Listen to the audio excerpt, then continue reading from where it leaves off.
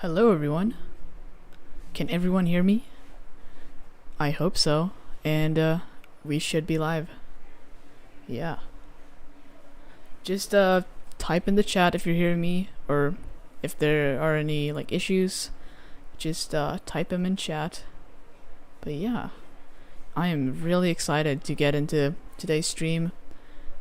We got a lot of stuff to do, but yeah. You guys seem to be hearing me. That is awesome. Perfect. Man. What's up, Blindine? What's up? I saw Happy was in the chat. What's up, Happy? Blue Time Freddy, please do not spam. Yeah. Howdy, everyone. Okay, well, let's get into it, man.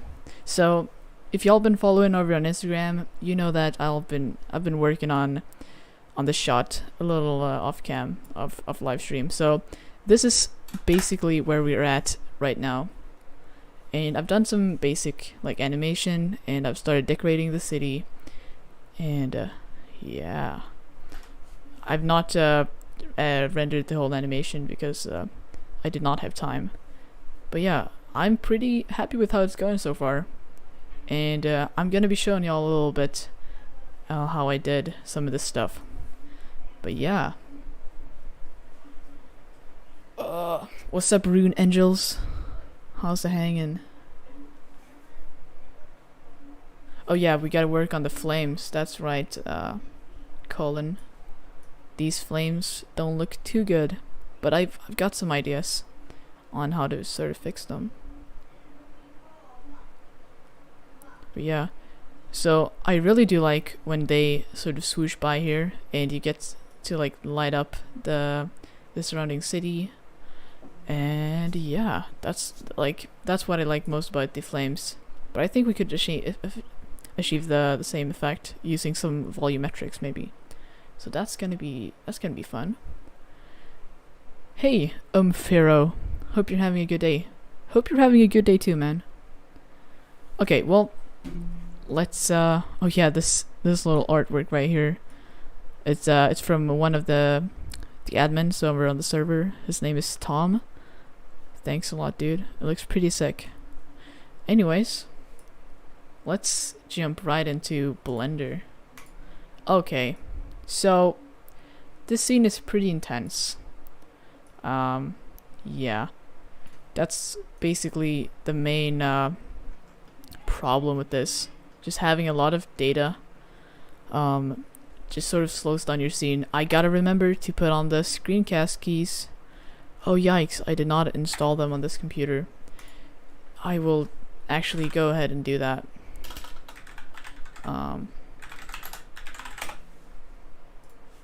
One second, guys.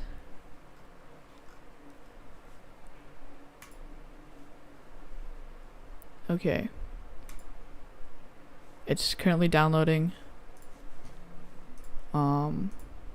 Perfect.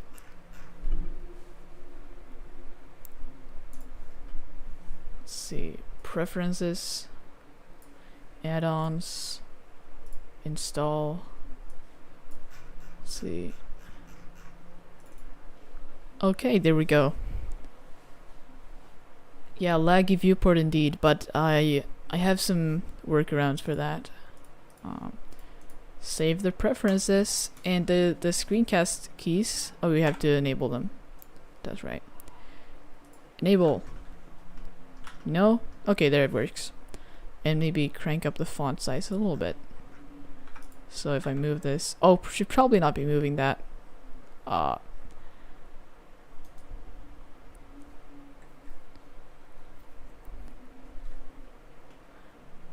Let's see. So imagine making this by hand. Dude, making this was actually fairly easy, to be honest. So I'm gonna go through basically what I did. Yeah, so if you're not following on Instagram or on Patreon, you don't know that I've been messing around with a bunch of geometry nodes.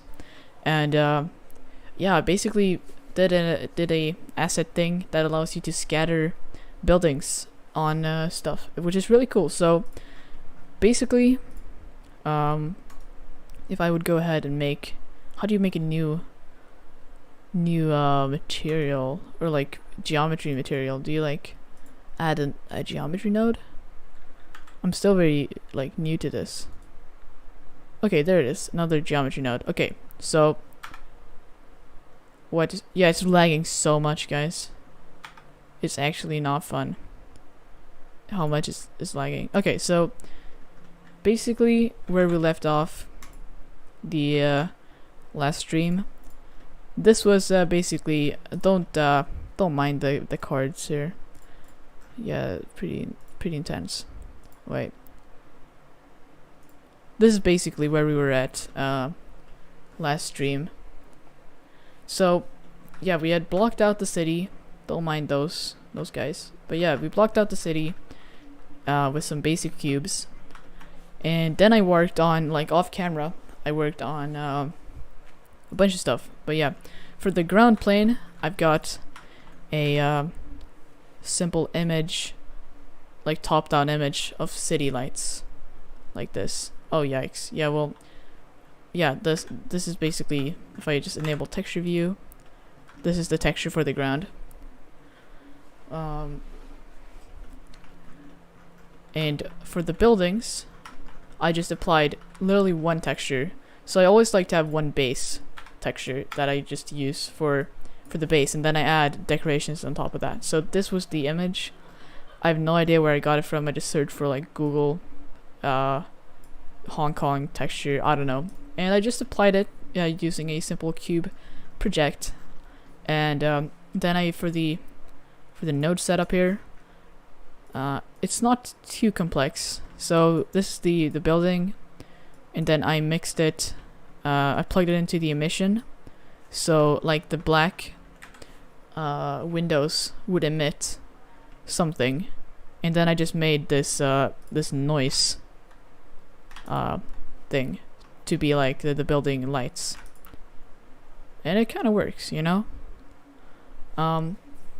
So on top of that, I then wait, so give me 1 second.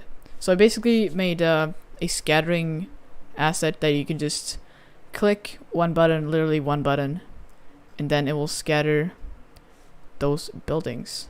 So on Patreon, it's up here, and yeah, you can just literally apply this geometry node madness, and you will be able to scatter it on your scene, which is kind of useful.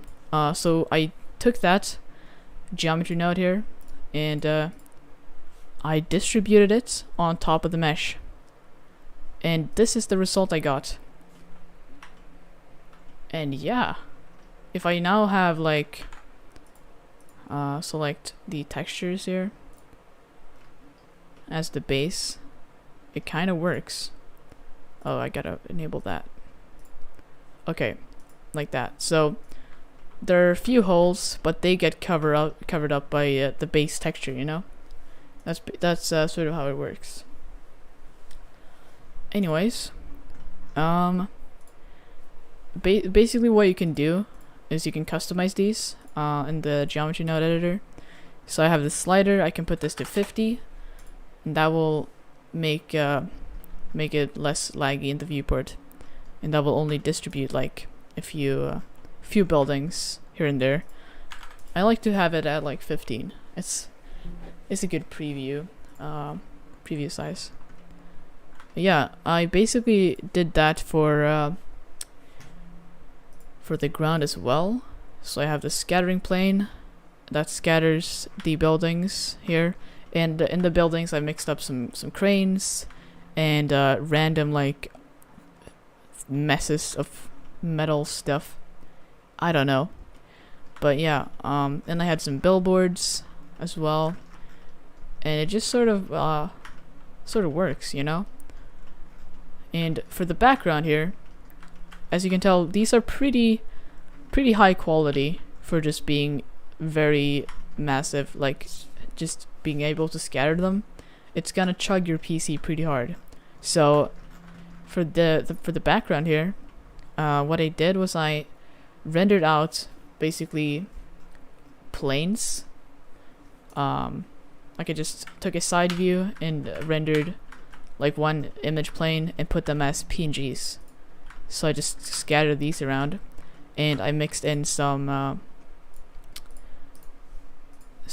emission, and it looks pretty good, you know, because that's only one face, but it looks just as good as like in the background as the other stuff, which is pretty nice.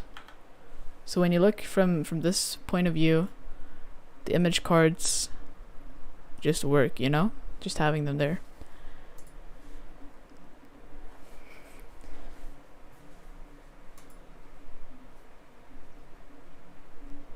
Okay, so some stuff I want to do.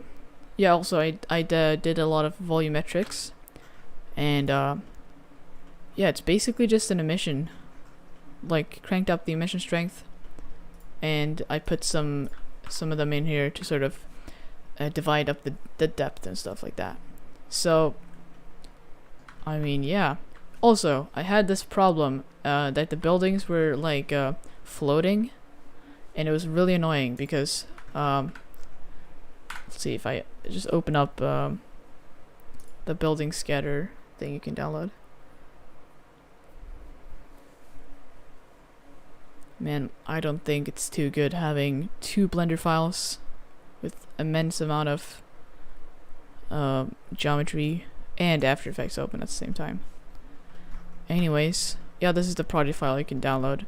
So what I did was I added these structures to the bottom, and what that allows it to do is when you then scatter them here, it sort of looks like they connect to the ground, which is kind of good because before that they were just like floating unsustained, and that's not too good. But yeah, some of them don't really work, but most of them do, and that's pretty nice. But yeah, it's pretty massive. Probably one of my biggest scenes that I've made. So let's just make sure everything is working here. But yeah, the nice like stuff about this is you can just literally slide around the sliders, and your buildings will just generate, you know, and that's really useful. You can just scatter them around without having to spend weeks just placing them everywhere. The downside is that you don't have much control. Like if I want to, it's basically the same amount of buildings everywhere, and it's not really too good because if I want to like add some custom like ropes and wires hanging, if I want to preview it in like 15, this building is probably, oh, it's still there. No, oh wow, I set it to 1. That's not very good. That's not very good at all. 15. My god. But yeah, this building is not gonna be there anymore. So it's kinda not too good. But now I can at least preview it, you know? And that's at least something. But yeah, I'm gonna show y'all sort of, I did some basic animation using noise modifiers and like stuff like that. So yeah. So we have him turning around here, and I want to switch to another shot from a perspective like over here, like on some random balcony, and the guy just like flies up and shoots away. But yeah, the first shot is going to be basically this, and I just gotta add some bunch of details to the already existing buildings. You should do a smoke sim. Dude, doing a smoke sim would actually not be too good, cause like it's already a pain just working in this viewport, and a smoke sim just adds so much complexity and VRAM use and stuff like that it's impossible. But I would love to if I was able to put up with the pain that it would produce, because it would have to leave smoke trails all over this big place, and the domain would have to be literally enormous.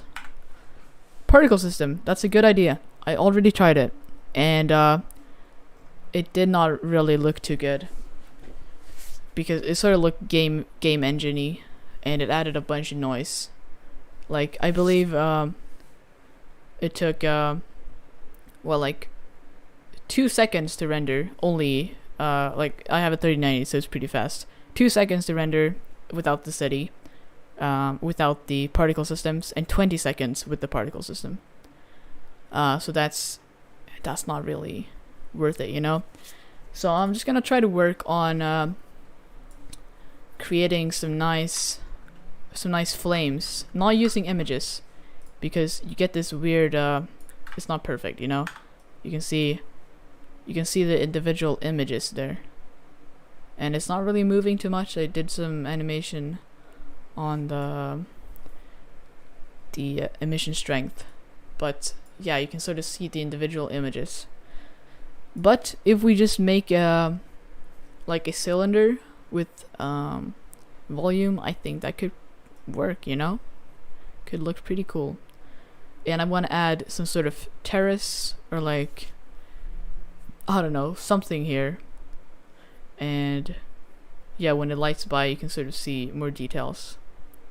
So I want to add like extra details that just have the already existing buildings as a base. Yeah, that's sort of basically what I want to do, you know. Man, the red guy is still sitting here. Yeah, it's fun because you don't even notice that he's just the default human. Yeah, so we've got a lot of work to do, guys. A lot of work. Indeed. So, about the animation, someone pointed out you should have more camera shake, and I actually think you're right. I actually think you are. So we have two options. Either we track the camera motion using virtue camera, or we add a bunch of noise. I don't think that it would be too realistic that a human holding a camera would like follow around. I don't know. I think it would be more realistic that a smooth drone would like be flying around, capturing it all. I don't know. We should probably try both methods and see how it works. Angel Agurdo, hi all. Hey dude. Hope you're gonna be enjoying the stream. Will you animate the engine rotation when the ship is turning? That's a good idea, actually. That's a really good idea. But the problem, I guess it could work. I think if I just parent, like, it could probably do like some sort of trail that follows the curve. That could actually work. That's a good idea. Like, if I would do this, and then just probably scale it down.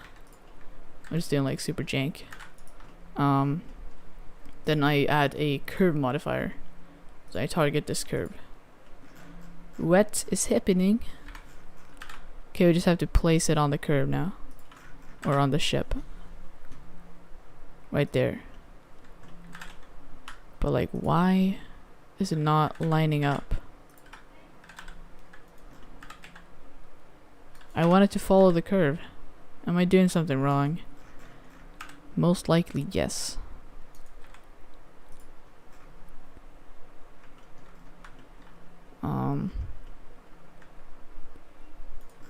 What? You can see how it sort of follows the curvature, but it does not really want to cooperate. Should I do like Y? No? I feel like I'm missing something here. Send help, guys. Maybe try to apply the transform, I guess. And then we have to see what happens if we parent it to this guy. Control P. No, it doesn't work. It should work, you know. If I would open this up in a new folder, new project file. Origin point. Okay, let's say this is our ship. This is our flame. And this is our path. Perfect. And then I just, yeah, I guess this path could do it. Okay. So I have to make this follow the path. So I just target the path. Perfect. And then follow curve. Fix position and just make a nice little animation here. Okay, here it is. And then we want to parent this to the curve. So I add a curve modifier and I choose this curve. What is going on here? So you can see that it sort of follows, you know? And if I just put this right there, parent it, it's not working. It's not working. Why? Should I move it just forward? No. Should I maybe fix the problem? Yes. No. Why? This is the thing. Okay. Perfect. And then we parent it to this. But I think it won't line up. Yeah. So I just have to animate this like so. Occasional rotation, and then when it's done, well, that's gonna be really hard lining it up with all the different, what the frick.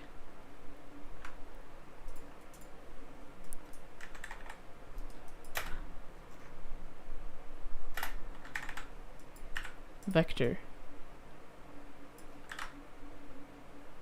Yeah, I don't know if that's gonna be possible. Oh, yikes. What? I don't like curve modifiers. Happy, what's up? What are we doing right now? Well, we're testing out some engine prototypes because we wanted like sort of following the curve, but it's not really want to cooperate right now. So that's not very good. Okay. Because now it follows the curve. If I would make all this longer, you can see that it follows like a trail, which is kind of cool. And if we would make this a little beveled and like, that looks really weird, and add some like emission to the volume, I think it could probably work. I don't know. It would probably have to like duplicate it. No, that does not work. Wait, we have to move it in or something. So much confusion. Oh, that's not nice when it's like intersecting. Oh, why? I hate working with emission stuff because it has so many bugs.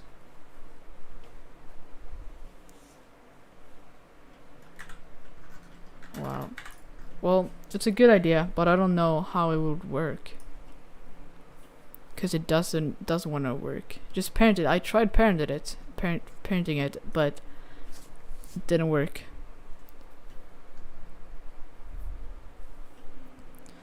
You should try Embergen for the ship flames. That would be sick. That'd be sick. Actually. It would be a lot to handle, like for one scene. I could probably render one animation without the flames, and then just delete the whole city and just render the flames as one animation. Just overlay them in After Effects. The origin of the object must match the origin of the curve. That makes sense. That does make sense. Should it, like right here, basically. Okay. So if I would just do this, because now the origin is right at the curve, and I did not want to have it parented to the follow. Oh, yikes. Well, let's see. So I should put this right here. Like that. Just do that. Add some curve modifier. Doesn't want to work, my guy. Am I doing it wrong? Make the origin of the curve to the center. Yeah, I'm probably doing it wrong, yeah. Like this.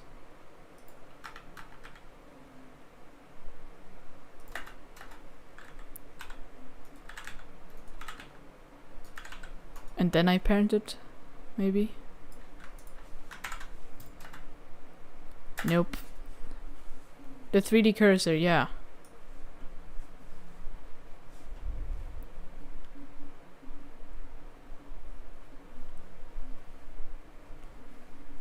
Print the cube. So I should not use the curve or the curve modifier, because then it will look like this. Like it will work, but it won't have the deformation, which is basically what I want. Because I want the trail to follow the curve, you know? I could probably use proportional editing, but that would not be too nice. I would have to like do shape keys and stuff.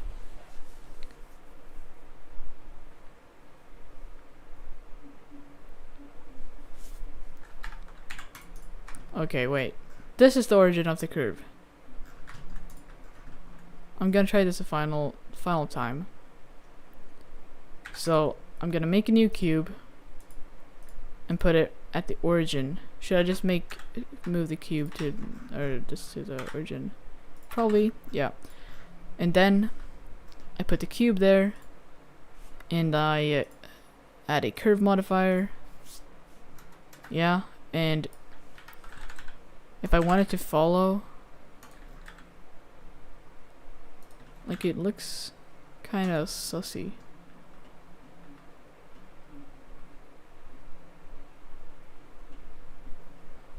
Dude, this is pure confusion.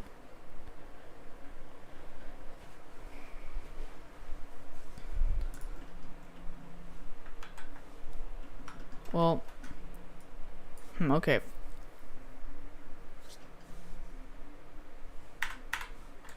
I could just feel you guys being pretty not happy with me not understanding a thing. The origin of the curve, yeah, it's right.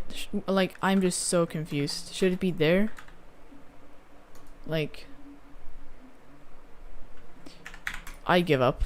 Sorry, but I give up. We'll have to do it some other way. Okay, so I want to make some. I'm in pain watching this. Yeah, bro, I understand. I definitely do understand. Robert Forster, I'm trying to listen, but I just don't understand, man. Anyways, the image textures are not probably the best idea. So let's just copy the whole animation and the camera and the curve plus the ship. So I'm just gonna unhide all these and copy those into new projects, and we'll just work in there.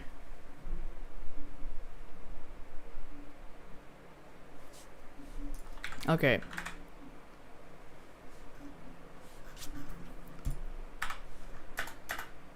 If I now delete these guys, I should be able to do some sort of volumetric cylinder thing. I think that could be pretty cool. So just do a basic lighting setup. Add a sun.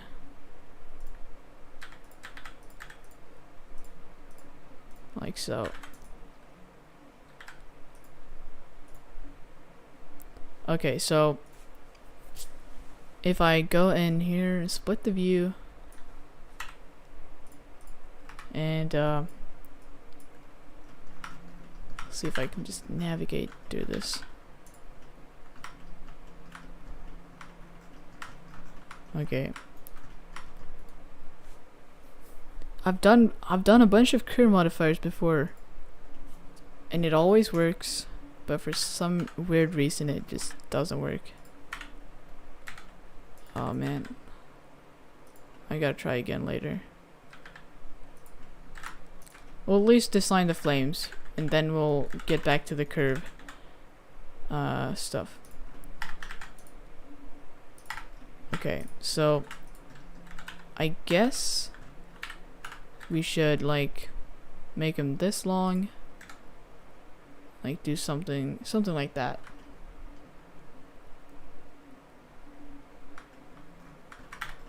Okay, we'll add some beveling, shade smooth, already is, and we'll move this like that. No, that looks weird. Okay. Did you use a modifier for the object to follow the curve or a constraint? Because you need to use a constraint. Oh yeah, that makes sense.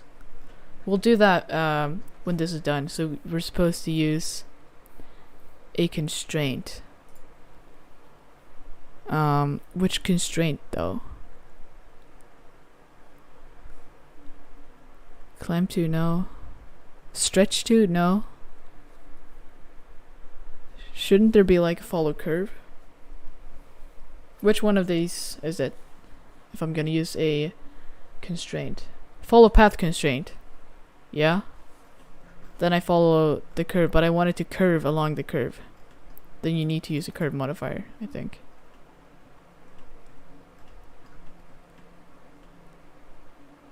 Because I can just parent this right now and it will work. But why would I use a follow path? Because I don't need a follow path. I mean, I can literally just like parent them like this, and it will like follow. I want it to bend along the curve. That's where I need a curve modifier. Curve for ship. Yes. It seems to be following the curve. I just need to place it there. But doesn't work. Why? I want it to be right there. Right there. But when I put it there, it doesn't work. I want it to deform on the Y. Why? Please. Someone tell me why this is happening. Use a wave modifier to get the flame look. Sir Mel, that's a great idea. That's a great idea. Because then I won't have to mess around with this curve bullshit.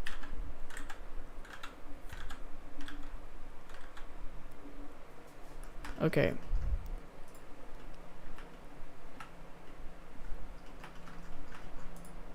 Let's see. We'll add our flame 2.0.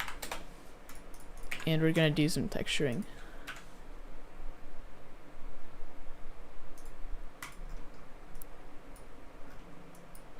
Okay, and either we plug it into the volume or we like have it hollow. We could probably do some gradients later. But yeah, that could look pretty cool. Apply the scale. And we'll make it blue. Yeah. And then we add some more geometry.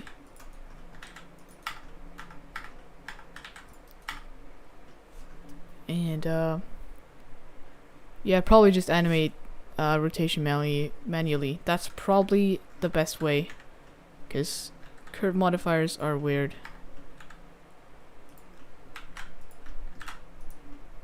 Okay. And we will add some, let's add the curve. No, not the curve. The wave. Let's see how this is looking. That's the wrong thing. Why? Man. Maybe we should track to this. Lock to object. Okay. So it's bouncing up and down, and I probably have to change like the along normals. Yeah.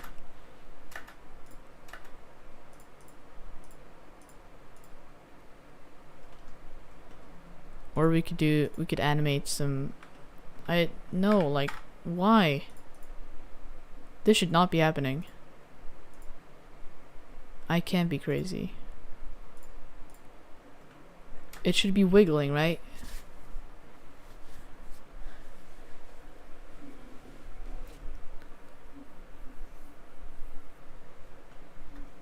Okay. But why, please? Blender, why?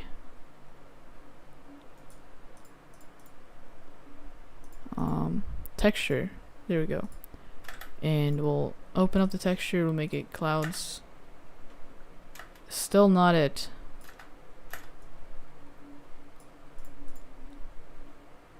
Should we do a displacement modifier probably?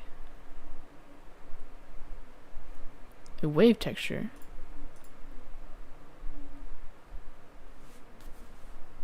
I do not find a wave texture. Is it? No. Okay, I'm gonna try doing... I have no idea why nothing is working today. Absolutely nothing. We'll just have to do displacement. Okay. Yeah, perfect. Isn't there a way to make these cyclic? True masterpiece. Yeah.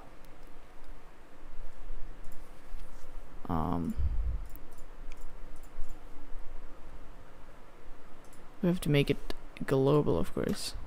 There it is. Thank you. Thank you. Who said that? Philip. Thank you, Philip. That looks pretty sick, actually.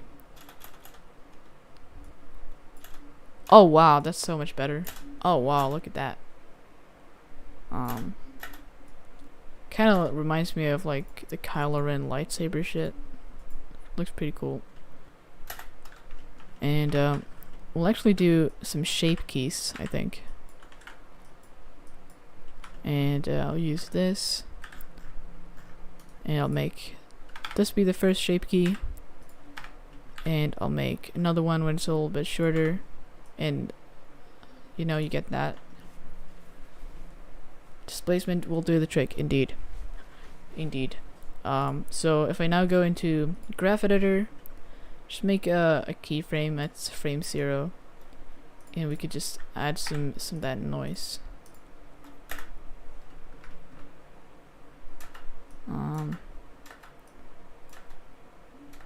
That's too much. Still too much, probably. What if we just make it a lot shorter, like this? No. Oh.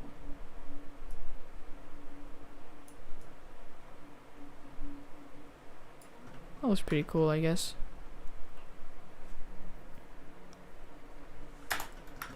So, if I apply the scale, it's kind of looking stretched. There's probably a way to fix that. Let's try some of these. Nope. Local.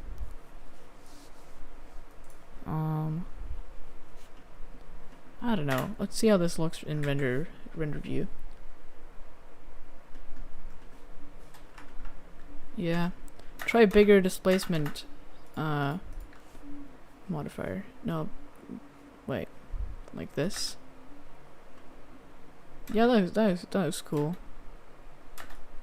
I kind of like the small ones too. I think I could probably combine these. And let's check some other stuff. Musgrave. That looks a little more swirly.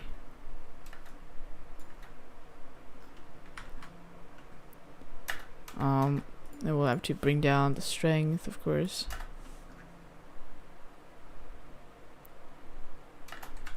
Yeah. And we should, I don't know, man. That looks weird. Maybe we should make the thing like the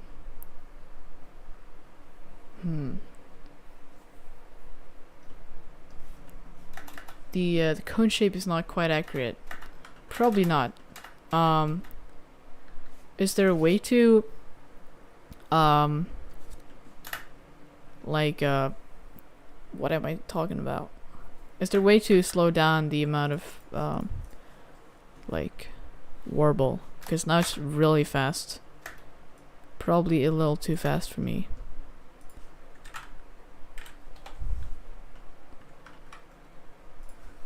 Point 1.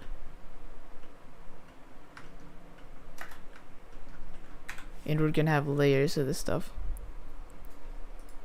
And I'm probably gonna make a gradient texture and plug that into the strength. I hate gradient textures because they don't work. Or they do work, but they're just so much work to get them to work. It's this rotation. Then you need to like scale them up. Like do this. Like bro, just work.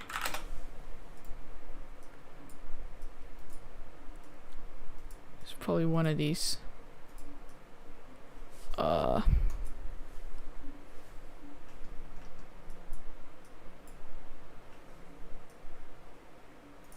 Okay, something is happening here. So it's actually doing the opposite thing, so it should do 90 then.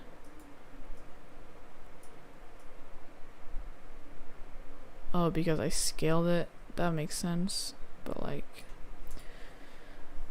so minus 90 and I have to change the location probably. Yeah, there it is.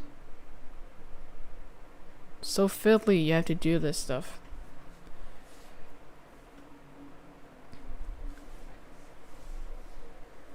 Separate the X, Y, Z of the object coords and look at the individual axes. I don't see any city, and you said you were decorating the city. So the city is in the other project. We're just doing the animation for the flames at the moment. But yeah. This is the city. So if we just tweak the color ramp just a tad, we could probably make it look better.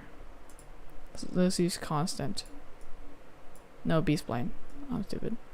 Well, I mean, that looks okay. But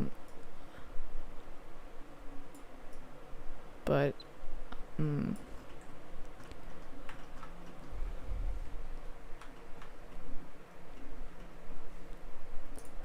definitely gonna use some noise modifiers mixed in with this. We're just starting off the texturing. So when you want to apply, like you want to have multiple things. So maybe I want wait, if I do this, then just use a noise texture, I could get some variation there, right? Yeah, there you go. Okay. And then I like that they are stretched. Yeah, definitely going for the stretched version. And then does this change? It looks like it's actually changing.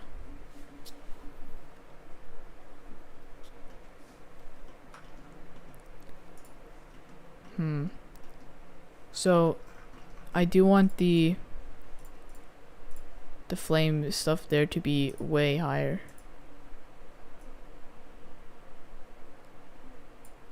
Like 1000. That's too much. That's too much. That's too much. But why is it not like, it should be glowing, like it should be so dense right now.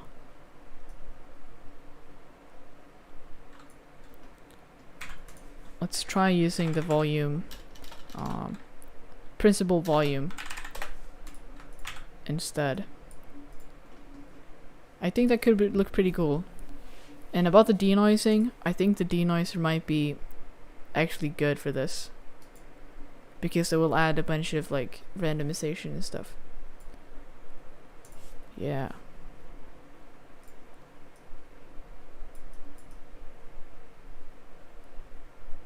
Gonna make that almost black. That looks pretty sick. And we need to increase the density so much. But like, I made the why? Is it just maximum of 1? But like, that makes no sense. Yeah, I want to change the intensity of the flame. But I do need some emission though. I need both.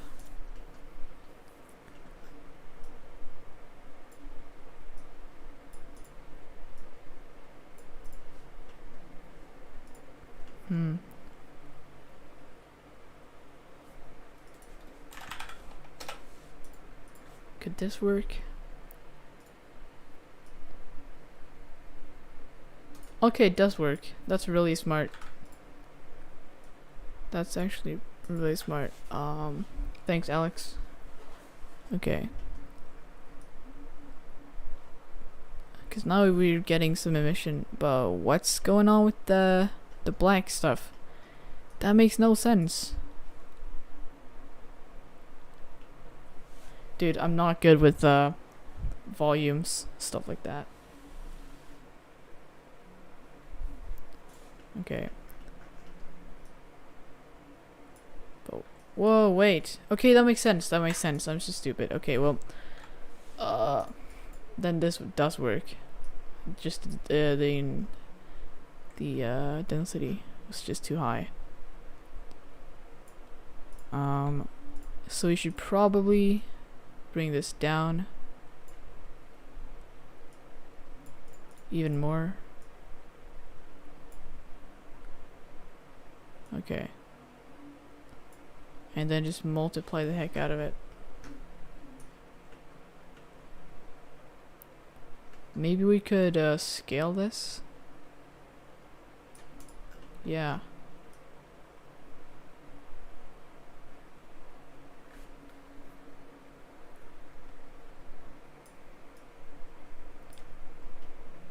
Let's see what happens if I try to duplicate this, because I think it's gonna look weird, because it always does. That looks pretty sick though. But we need to mix in the noise modifier. So let's see. Plug that in. What? Oh, we plugged it into the wrong socket. Yes, we did. Whoa.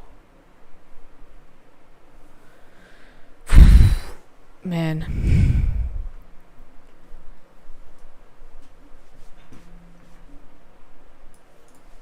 What the frick?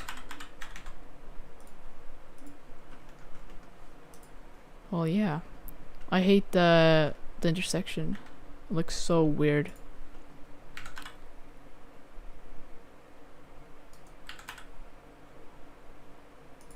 I'll just duplicate it a few times to get some like nice intensity. And we'll make this guy like really bright.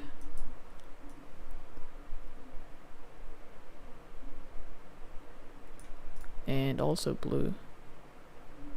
That's the color of the mist. No, not the mist.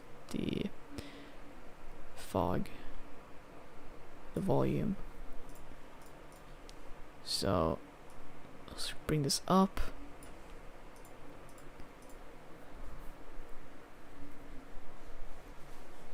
This looks so bad. This honestly looks like dog shit. Like Blender. Why?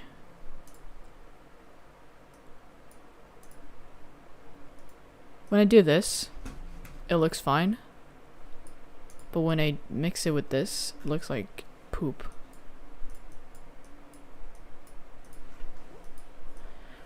Bro. Why?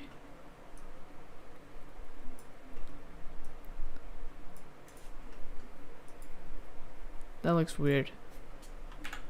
So I plug it into the emission strength. What happens?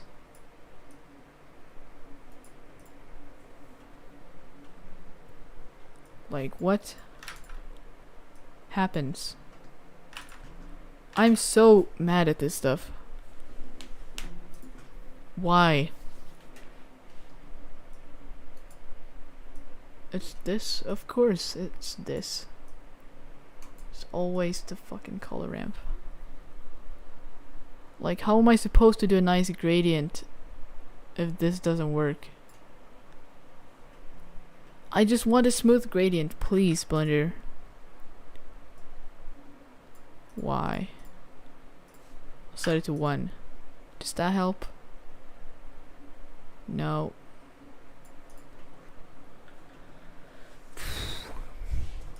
Yeah, probably no mix RGB.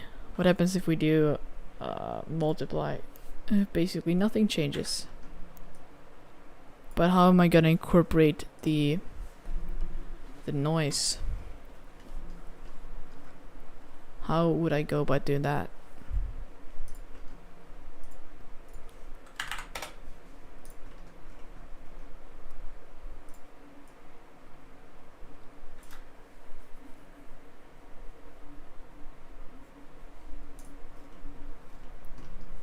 Should I try the separate XYZ?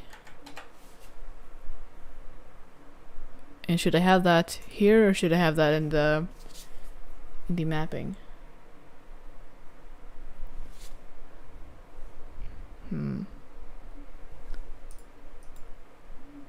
This is such a pain.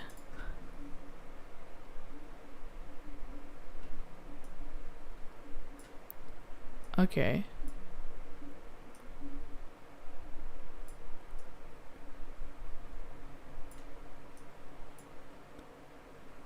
Why?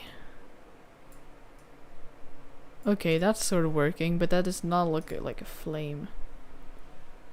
Yeah, I should probably use that instead of a gradient texture.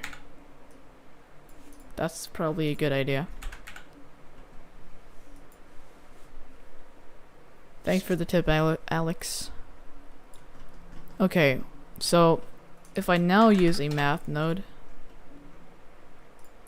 and I do multiply, it does work. Yay, finally. Okay, now I just need some displacement. So even more displacement. Displace, make a new one, and I'm gonna do just clouds. Scale it down. That does look, that looks pretty cool actually, not gonna lie. It looks janky but cool. Could probably shade smooth, yeah. Okay, how does this look in oh dude, no, please, what's going on? Why? I don't get it.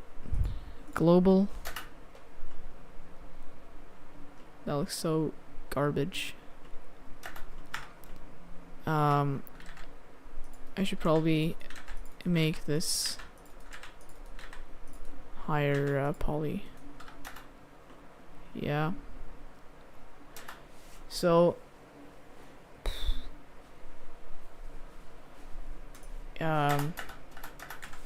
let's just see how this looks. It looks kind of bad. Um, let's render out like, if we could probably preview an Eevee, but probably not when I think about it. Let's see how this looks in Eevee. Probably like dog.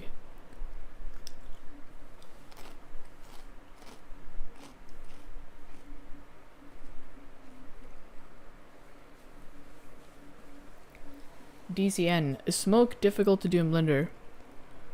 I'd say it's pretty difficult.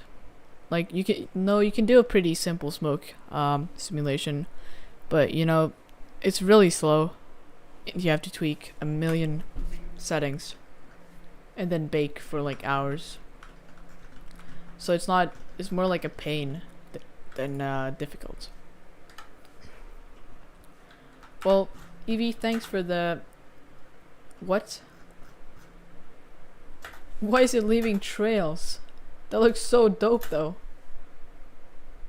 That makes no sense. What?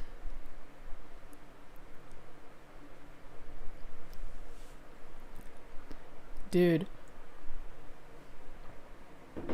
Can someone please explain?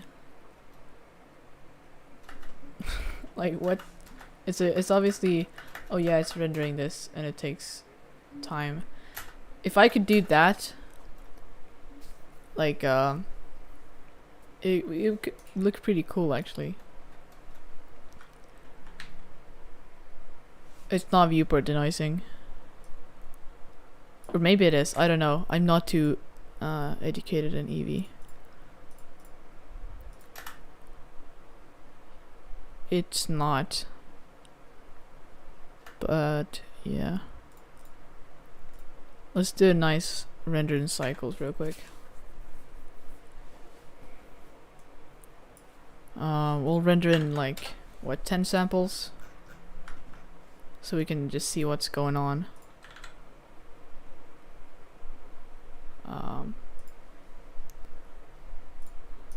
We want to just make sure that everything looks okay. And I'm actually gonna enable the emission pass. There we go.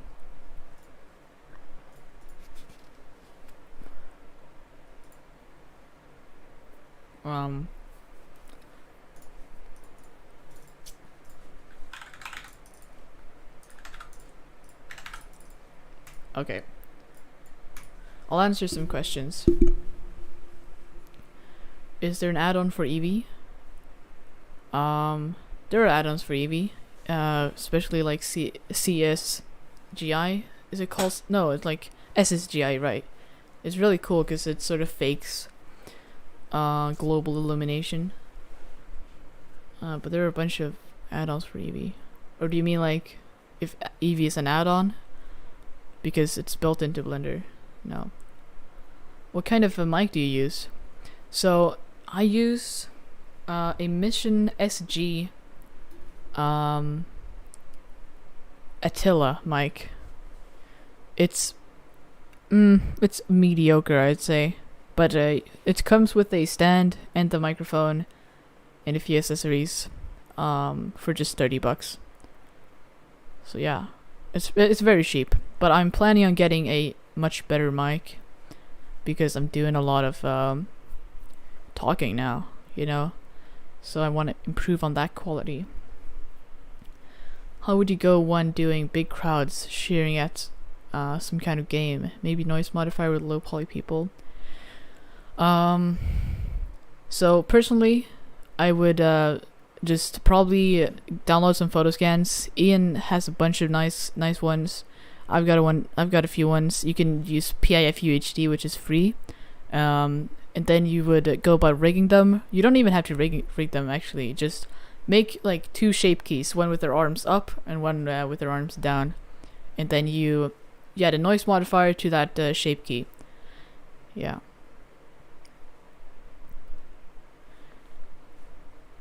Yeah. So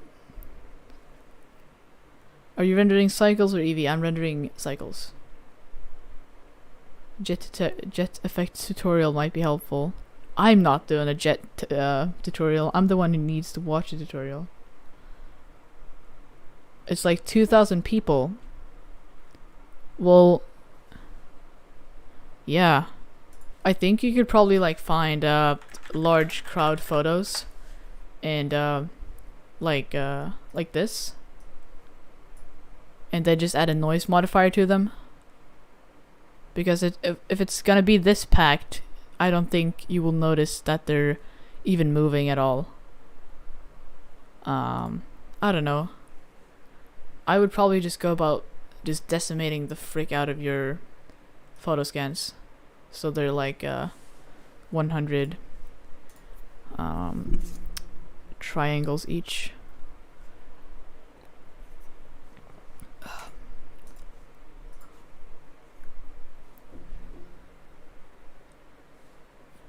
How old are you? I am 14 years old. You're rendering that fast on cycles? Well, yeah, I've got a 3090 and it's really fast. It's insane. 10 samples, 3090. Get those 3-second render times. We should probably just stop it right there. Go into After Effects and import some stuff. Okay. So for this, I'm gonna stretch it out and let's see how this looks. That does look actually pretty okay in slow motion. Does look pretty bad though in not slow motion.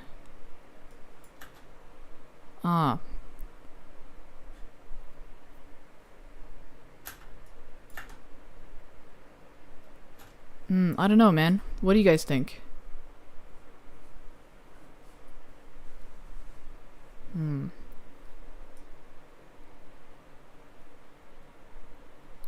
I personally like it when it's slowed down. I'm asking again, is there a way to slow down the displacement? Because if that would be the case, if there would be like some way of doing that, we could like make this look pretty awesome.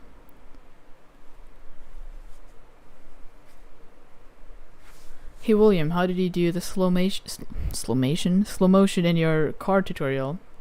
So that was in After Effects. You can actually do like let's see.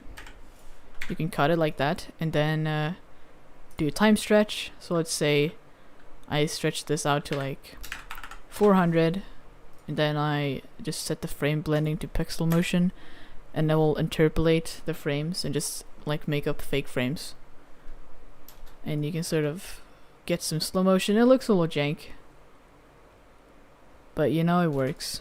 The reason why I did that was because the animation looks super bad in regular motion, so I covered it up by doing some fake slow motion. But yeah, that's a way of doing that. How did you get the Ian Hubert color? Is that a lot or something? No, well, I don't know, man. I'm not even trying to like replicate his color. I just really like doing my color grading like this, and it just happens to be the same look because we both use the green color palette a lot because I fucking hate magenta. William, what are you trying to make? So what I'm trying to make is basically this animation inside a blender. Just a flying carpet man, and we're doing shot number 1. Yeah. And we're currently trying to figure out how to make the flames look kind of good. Try using Flow Frames app if you want good video from interpolation. I will keep that in mind. It sounds pretty dope.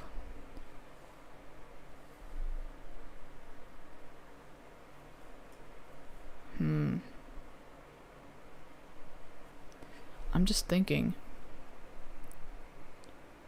Because if I play this in slow motion, it actually looks kind of good.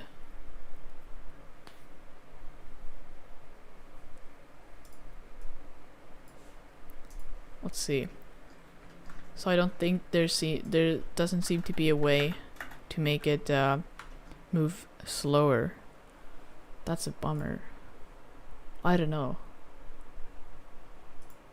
Is there, because it's currently getting affected by the global stuff. What would happen if we would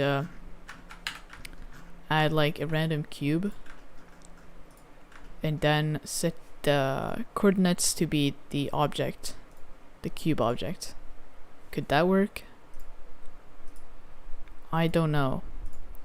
We'll have to see. No, that's not even... Okay, wait. That's really cool. So if I would now parent this to that, it would not move at all. Exactly. And then I can move the amount of flames. That's awesome. I'm perfect. That's so good. Okay, well, why don't you re-render it with some smoke exhaust? I would love to do that. That's actually a good idea. Just putting it like re-render, like just doing the basic render and then doing another project with a smoke simulation. That could be pretty cool actually.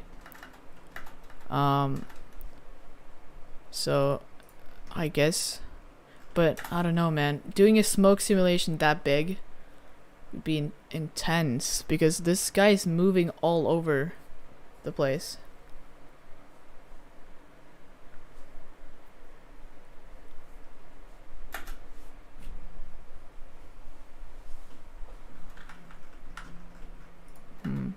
So I will just have to make a location keyframe for this dude.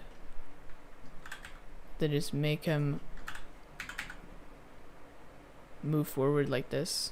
I don't know how that would work though because the ship is rotating. Hopefully it doesn't get affected by that. Please don't slow down. I don't know. I don't think it's slowing down. I think it actually works. That's awesome. So let's move this guy a little less. Because I think I moved him on the X location. Because I want this to be slower. You could just make this 500 frames. No? Even more? That looks kind of cool.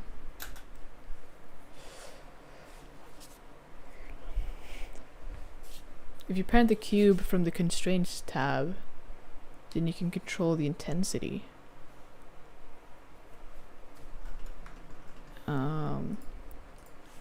Is there a parent? Which one do you mean?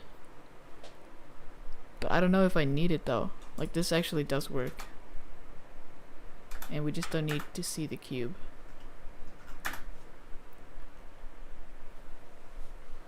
William, how long have you been doing Blender, and any advice for newbies? Where's the best to start? Big fan. Well, I've been doing Blender for almost 2 years now. I started, I got 200 followers basically exactly 1 year ago. And I did some Blender on and off before that. But yeah, what allowed me to like improve very quickly was that I put in time to Blender every day, basically every day. Yeah, more than an hour. And if you look at like industry professionals, they don't even put that much time in. I think, I don't know, but I feel like 10 years putting in like doing Blender like once a week, instead of doing Blender like 5 hours a day for 2 years. That's a big difference, you know. I just practice a lot. If you practice a lot, you will see results. Like, I promise you. Practicing is the actual the key to everything. Just do Blender every day.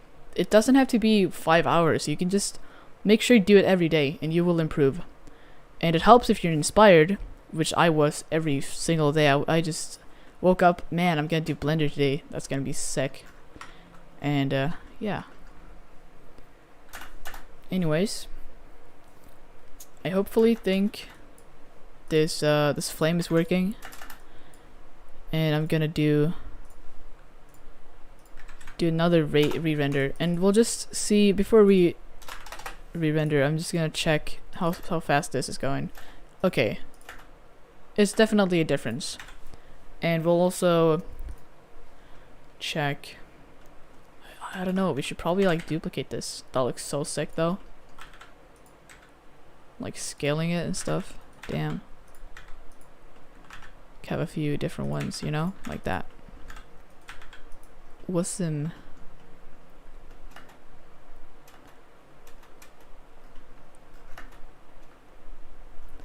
Okay, so let's actually make this a little bit darker, so you sort of get the same environment that I'm gonna put this in later.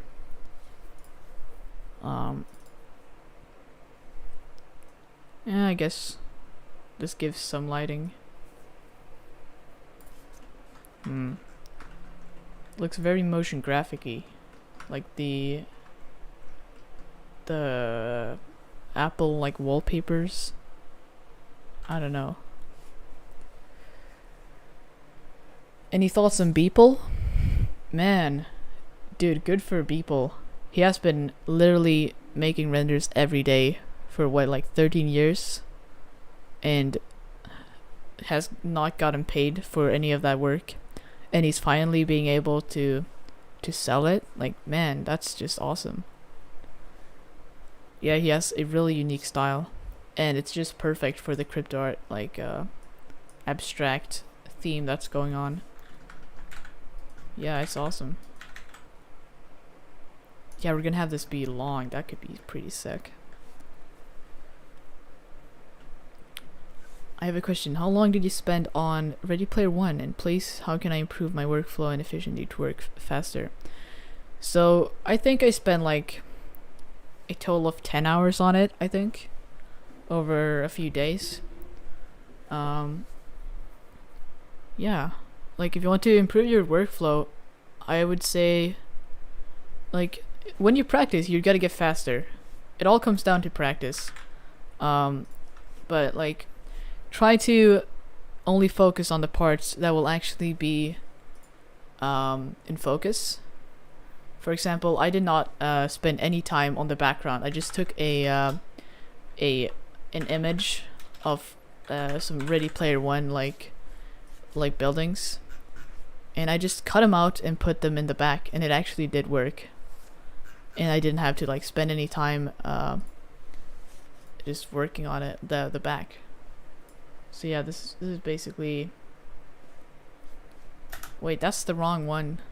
Well, this is a walkthrough I did over on Patreon. I can actually show it for free because I'm nice. But yeah, like for this stuff, this is just an image of a van, and I just like projected it over and over again instead of having to like model. Like, this is just an image plane.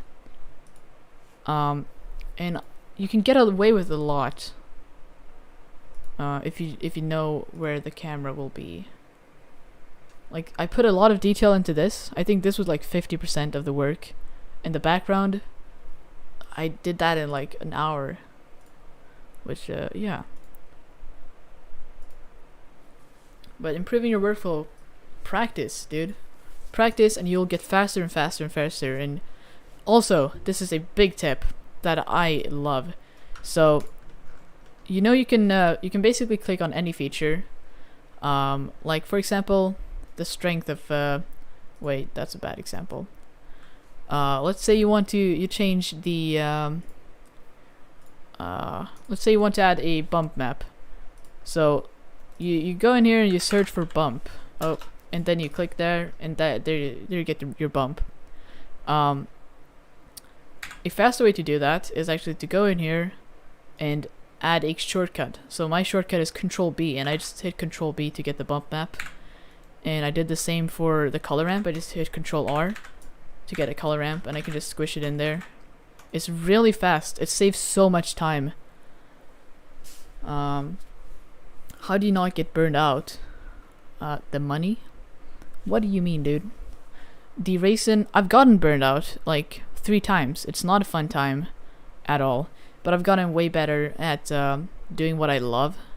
Like as soon as you start doing stuff that other people want to do, you're gonna get burned out, and you don't want to do like Blender. Why am I not rendering? Dude, why? I'm just gonna fix this up so we can get a nice render going. We'll copy that. Please, let me select the building. That's not a building. Okay. And I'm gonna go in here. Unlock. Okay. Yeah, I've gotten way better at not getting burned out by just doing like what I love to do.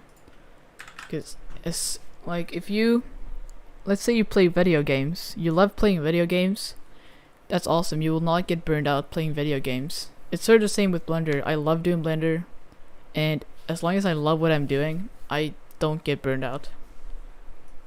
Yeah. But when I do, like, I've stopped doing gigs.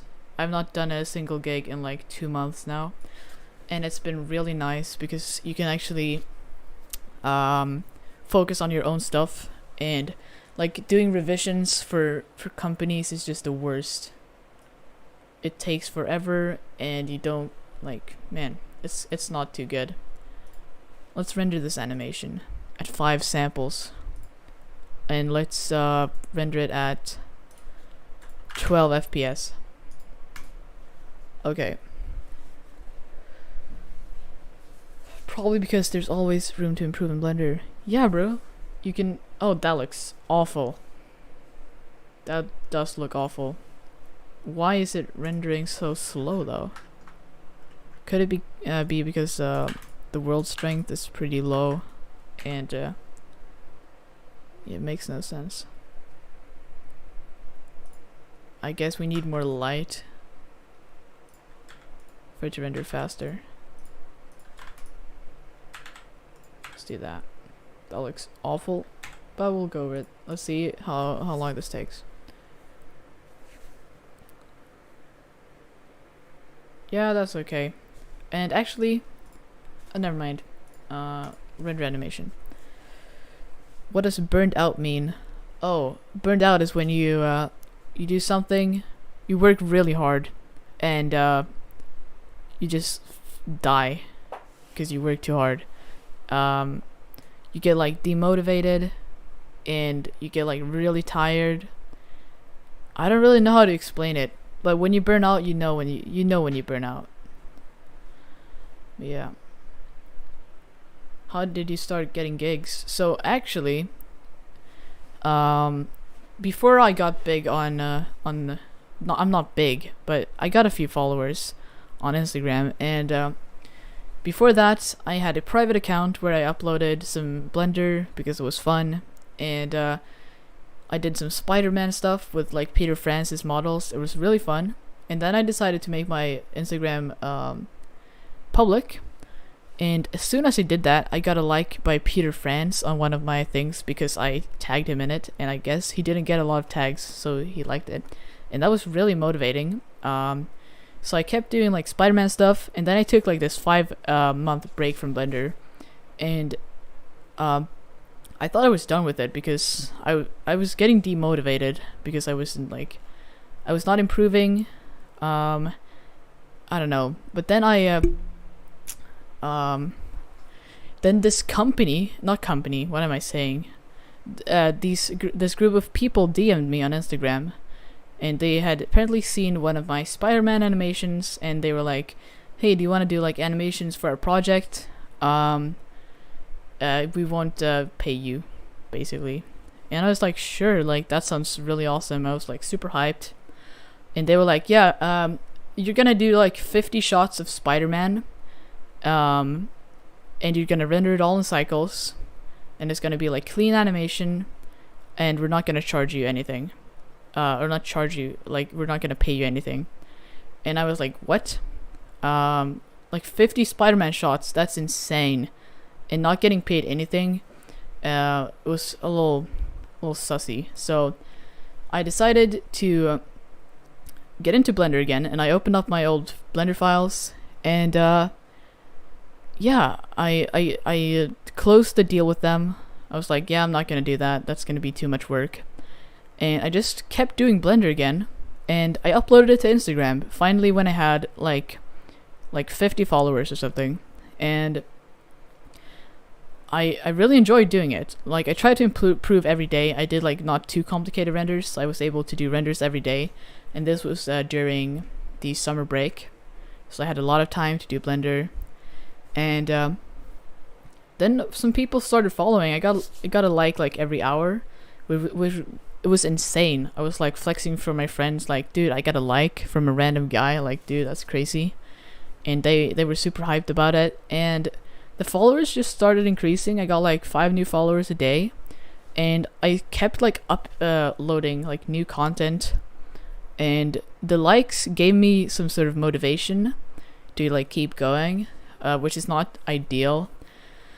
But yeah, I was not like controlled by the likes, but they just gave me a little extra boost. And yeah, I just kept going, and I got more followers and more followers, and I started doing Lego stuff, and that really got attention, because the way Instagram algorithm works is if someone engages with your content, like, it's when you upload something, it's going to show that to a small amount of your followers, and if they like it, they're going to show it to the rest of the followers, and if they like it, they're going to promote it to all the other people. Like, they'll show the animation to a small amount of people that's outside of your following circle, and if they also like it, they're gonna push it to even more people and even more people until you hit the break where people are not interested in 3D. But this all depends on how good your content actually is. So if you're making like shit content and you're like, oh, I'm so unlucky because the algorithm, just make better content. Like, it's easy to understand, like, the algorithm is easy, but making content that's good and engaging can be kind of hard. But yeah, the more content and like the better content you do, the more followers you're gonna get. And people just started reaching out, like, can you do this animation? I was like, yeah, sure. And then I did my first like official gig. It was like $10 to make a Lego render, and it was really exciting. And then I kept doing like a few gigs a month. I got like one request, and it just kept going, and I focused on doing Instagram stuff. And yeah, as long as you just upload stuff to Instagram, people are going to and the content is good, people are going to reach out to you. Yeah. Do some NFT arts, William. I'm doing NFT. It's really exciting. I had my first drop last Thursday. Yeah. It was insane. I think they all sold out in like 3 hours or something, which is insane. Dude, it was such a cool evening. But yeah, I'm having an auction for my Kruger animation, the full animation, over on Foundation on Thursday this coming week. So that's gonna be really awesome. Yeah. And if you're not on the Discord, what are you doing? I think most of the people are on Discord. Yeah, it's been really fun just chatting with everyone. And we should probably cut the render off right now, and we will just see how it looks.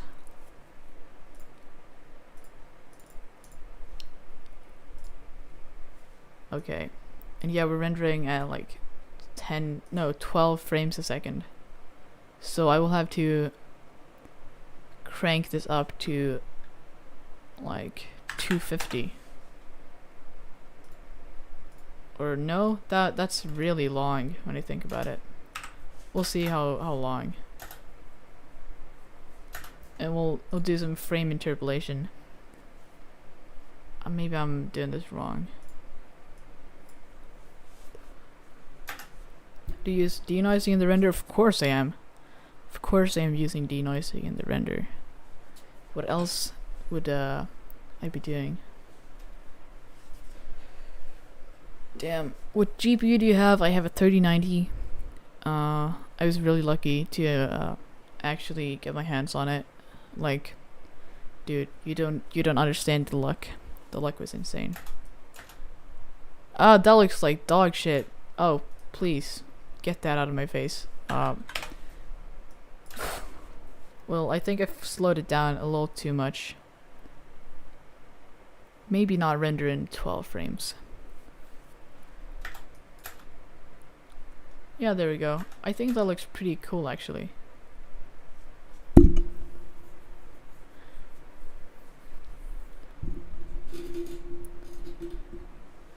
I was asleep. Just joined. What did I miss? So, you missed me trying to get a curve modifier working for like 3 hours. No, it was not 3 hours, but it felt like 3 hours. And then I failed, and I gave up. And I did some volume tweaking, and it's such a pain. But I think we have something that kinda works-ish. How did you get invite to Foundation? So, one of my fans reached out to me and said that I could get an invite, which is one of the very many like what should I say? One of the what is going on with my English today? It's really good that like people who follow you will do such nice things. That's like really like awesome. But yeah, the gas fees on Foundation are insane. I think it's like $200 to mint a file, which is insane. But yeah, what do you guys think about the engines? I personally don't like them too much. Give your feedback. Perks. Thank you, Happy. Thank you. You're my word man. Always helping me. Yeah. This one or this one? No, that's the wrong one. Did I seriously delete it? Here it is. They look a bit fake. Well, thank you. They do. Why does that one look better? Like, it honestly kind of looks better. They look a bit fake. Yeah, I totally agree. They don't look that good. Yeah. Well, that's a bummer. Indeed. I honestly don't know what to do.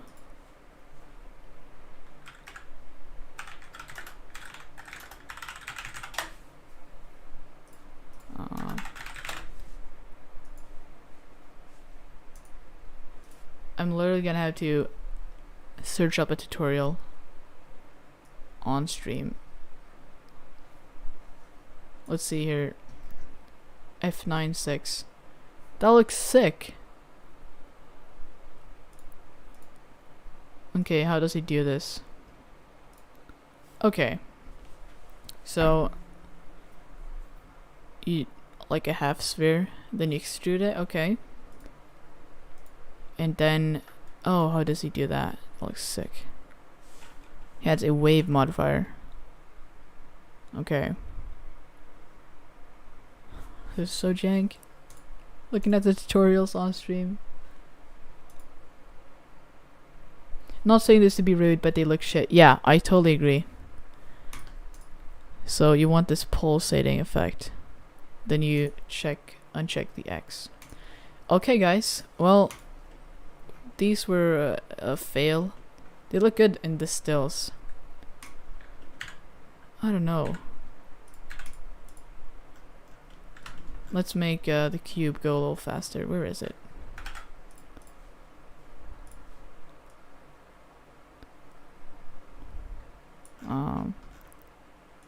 Yeah, we'll just have it go to 400. I want to mix that with the new technique. So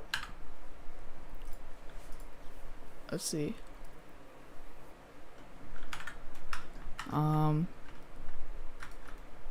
A half sphere, and we just cut this part off like so, delete, then extrudify like so, and then we add our wave modifier. Ugh. Maybe along normals, and then uncheck X. Why? Why can it not just work as a tutorial? Okay, that's one thing. Probably not.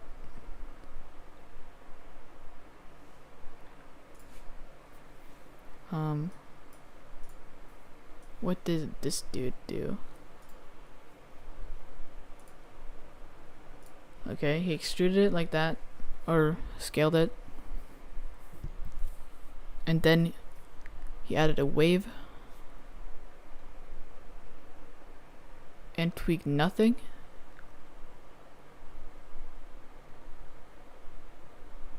Why? Am I missing something?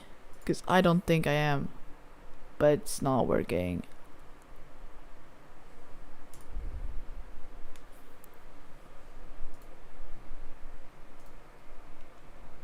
Maybe we're not seeing it. Wireframe like that. No, like this. Wait, so I'm adding in the wave. It's really intense. There probably is a controller for that. That looks cool. That'll like rotate everything. Can you not change like the height? Apparently not.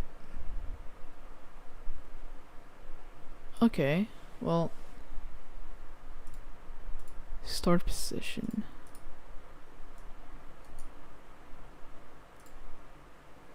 Guys, I need your help again.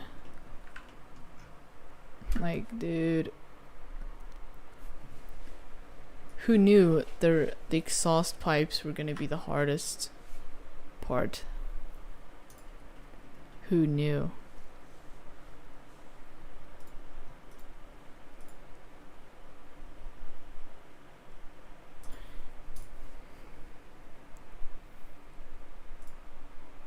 How do I get that to work like that, bro?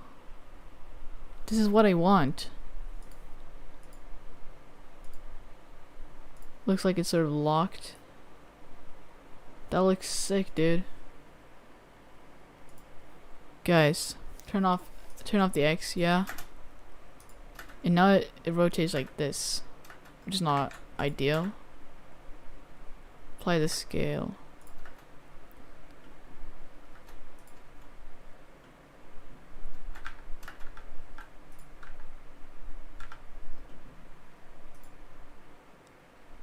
Okay, we're getting something.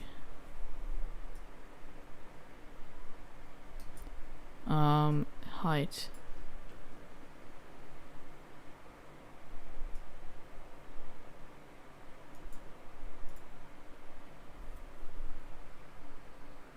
William, you should work with Embergen. Yeah, I'm gonna try that. Like, honestly, I gotta try that. It seems sick. Why? These settings are so weird. What's going on? Like, dude.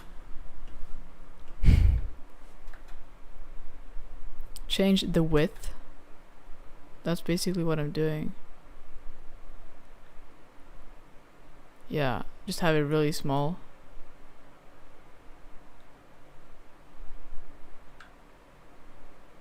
That's not really what I want though. That is actually what I want. That looks sort of cool. How do I make it faster though? Speed. I'm stupid. Damping. I did not even realize this existed. Offset. I need more speed. 20. Okay. Yeah, definitely doing EmberGen. Is it right that you can export from EmberGen, like the VDB files, and just hit like import VDB? Cause that would be pretty sick. Yeah, I'm definitely trying out EmberGen after this. Okay, what does he do then? I want those stretches too, dude. Man.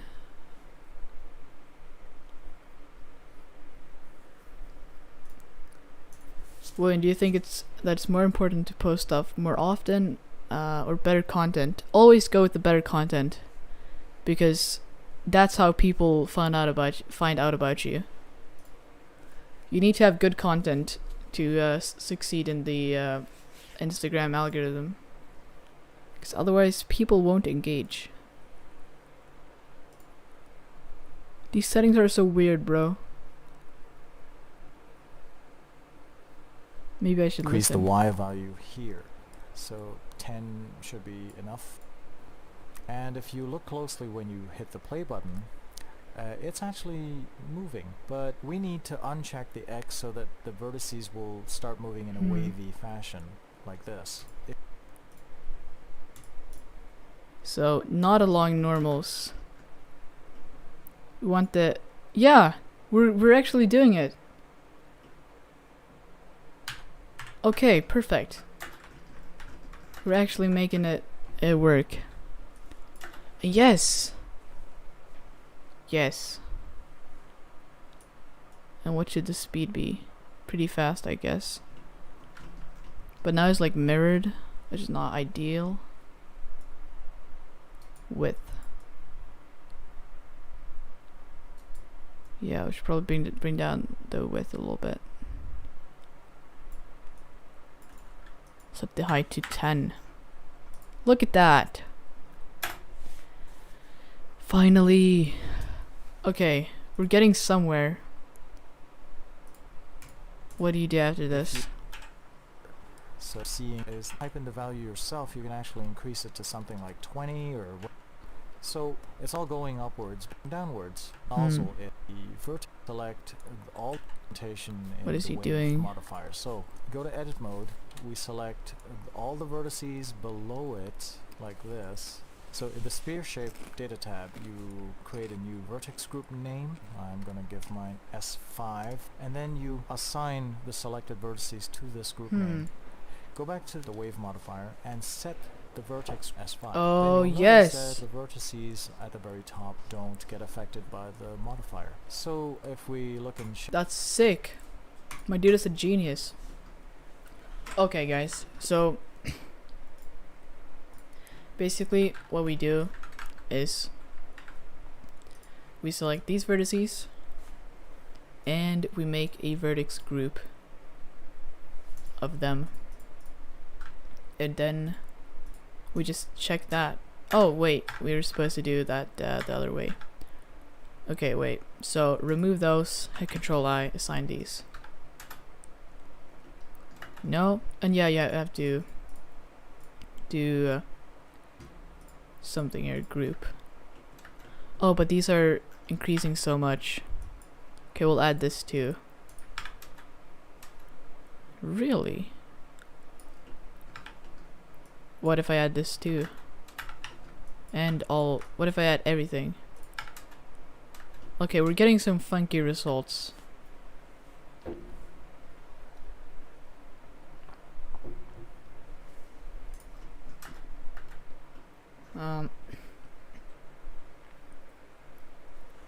If you press 1 on the keyboard... well, I actually have 1 and these... I have emulate numpad on. so I can switch between these views way faster. I have Control 1, 2, 3 as custom keybinds to change between these. So remove then. Okay, so we have some weird stuff happening. Basically what we want to do is we want these to be like flat. Exactly, I don't want them to move. So I want to, like in the video here, shaded view what at the very like top this. fire. So Assign the select so you select these, the vertices to this group and then he name. assigns those. Go back to the wave modifier and set the vertex And, plus 5. Then you'll notice that Okay, so selects all of those and adds them to the vertex group. And here we select the vertex group, but they're still like going through.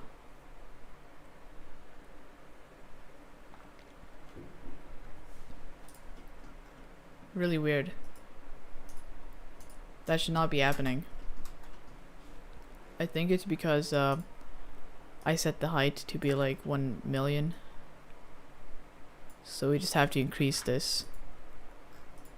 Like so. And if we add, if we remove this, we should be able to go even higher. Yeah. Perfect. Should probably save. You know? Could be good. Okay. Flame testing. Dude, I thought we would just go through the flame exhaust things like in a second and then work on the city. Dude, was I wrong? What's going on here? That's a little weird. I guess if you don't see this, it looks okay. So, yeah. Let's delete these guys. I'm tired of them.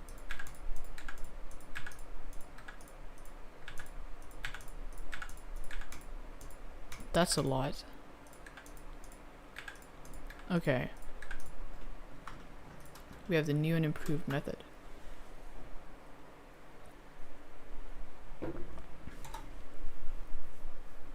Okay, so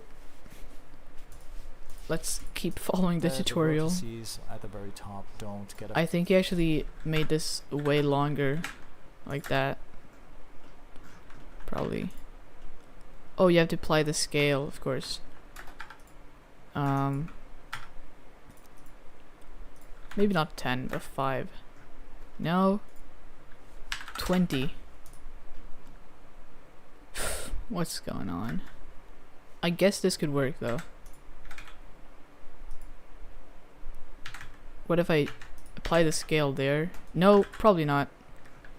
Wait. Apply the scale here and then shorten it. That would not be too good. Okay. Do that.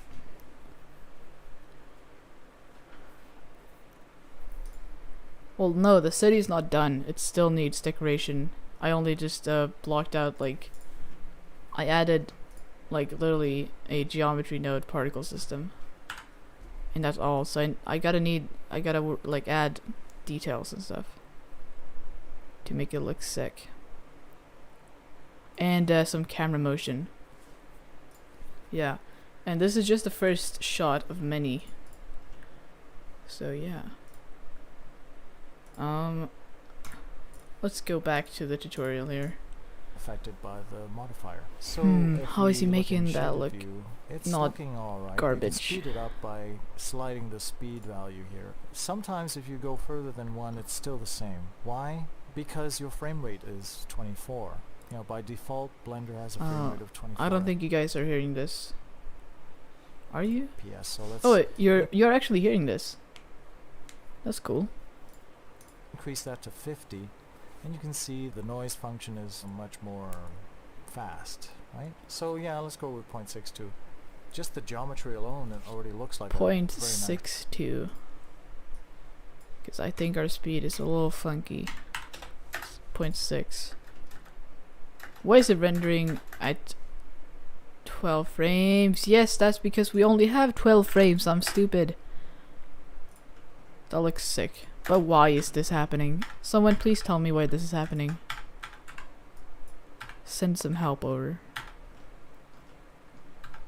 It would be very much appreciated. Looking flame.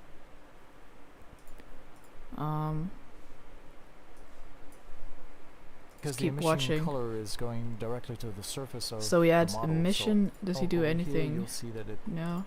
do this. It's opaque. To He just plugs it into the volume like that.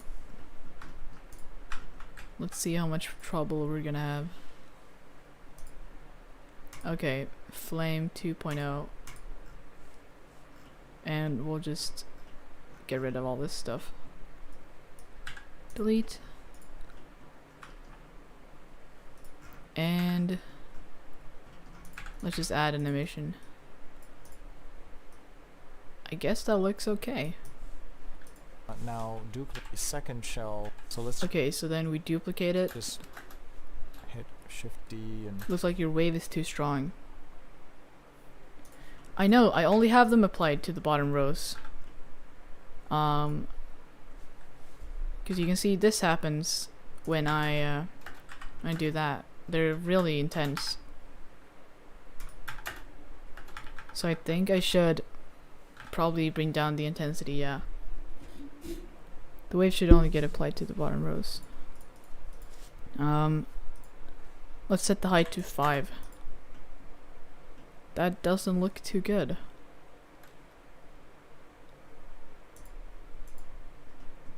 I've applied the scale. Basically, this is the actual shape. If I apply the scale here, that looks weird, you know? So I stretch it out and Control A. Narrowness. Could probably be one of these. Let's do 0.10. That's not how you do it. 0.1. No, what's going on? Come on. Okay, there it is. That looks okay. Pulling the top row. Oh, wow. Thank you, Philip. Okay, that looks okay.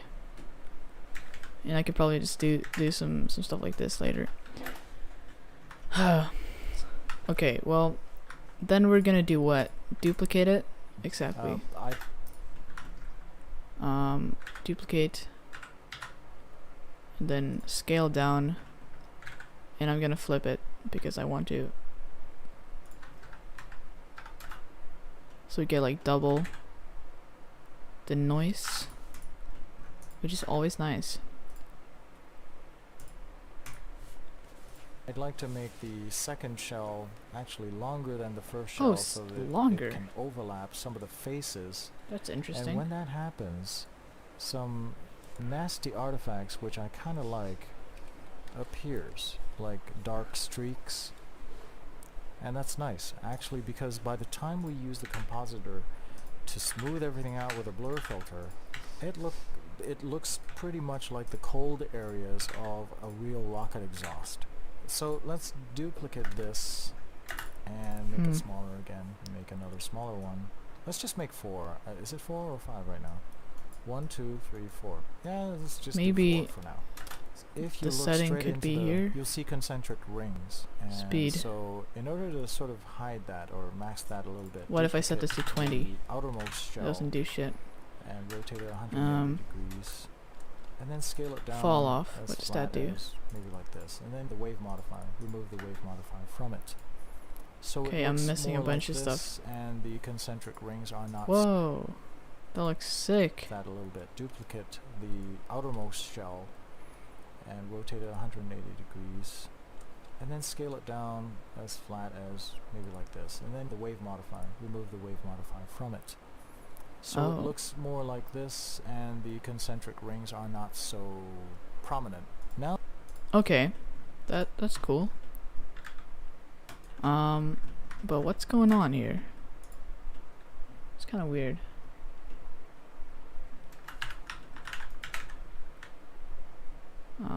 Let's see, like that. I'll just sort of cover this area up. This looks so janky. Oh well. Let's see how this looks. That looks awful. Send help. I probably missed a step. Because by the time we use the compositor to see what he does here. Hit Shift D, and I'd like to make the second shell actually longer than the first shell, so that arc streaks to hold.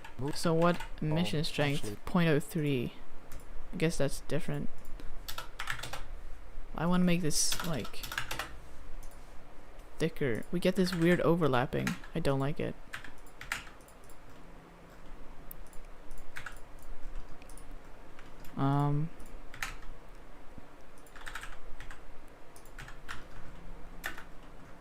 What's going on with the thing here? That looks weird. Like, why? Did I change the geometry? What? Man, what's going on? See how this looks. I did miss the vertex groups.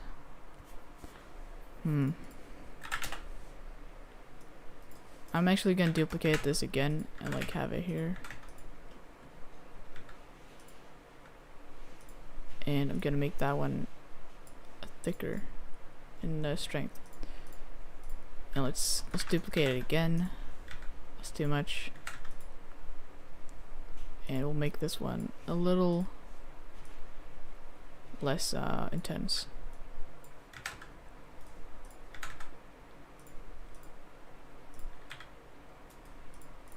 Okay. Don't like that this is like completely even. It looks like it's mirrored.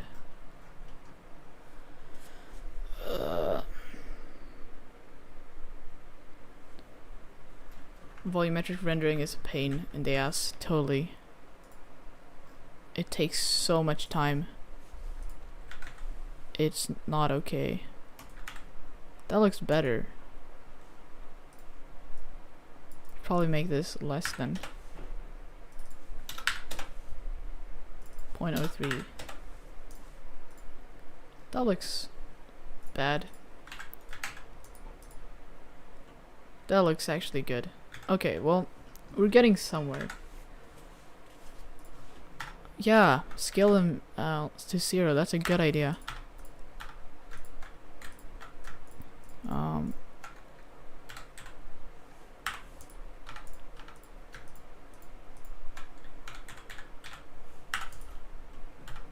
Okay.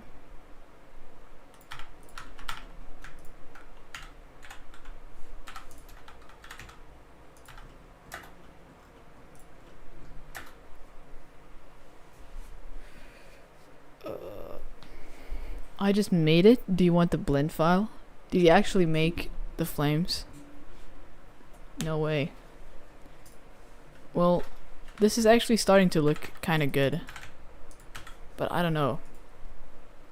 Sure, send it over. We'll have a look. And if it looks better than this, we're gonna definitely use it if we can do that. That's funny. My email is wait, I'll type it in chat.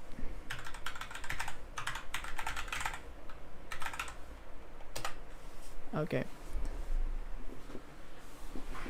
Anyways, this is starting to look somewhat better, and I'm gonna make these blue.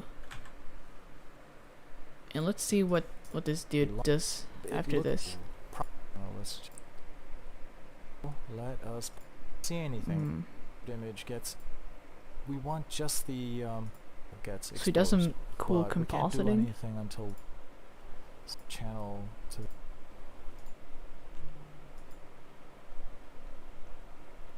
I don't think that's possible because we have a lot of emissions.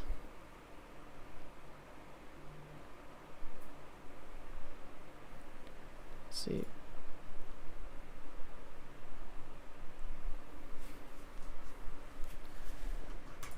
Okay.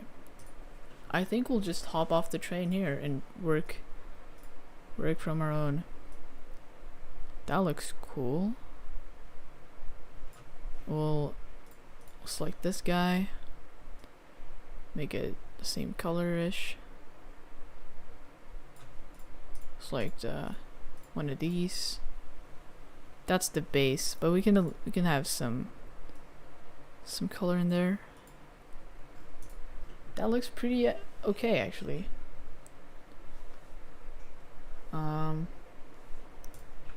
Will, check showcase. I made it something with fire simulation for you. Really? Oh, let's see. That's not too good. I should probably not have Discord. Like, wait, 1 second. Okay, there we go. Okay, so the showcase.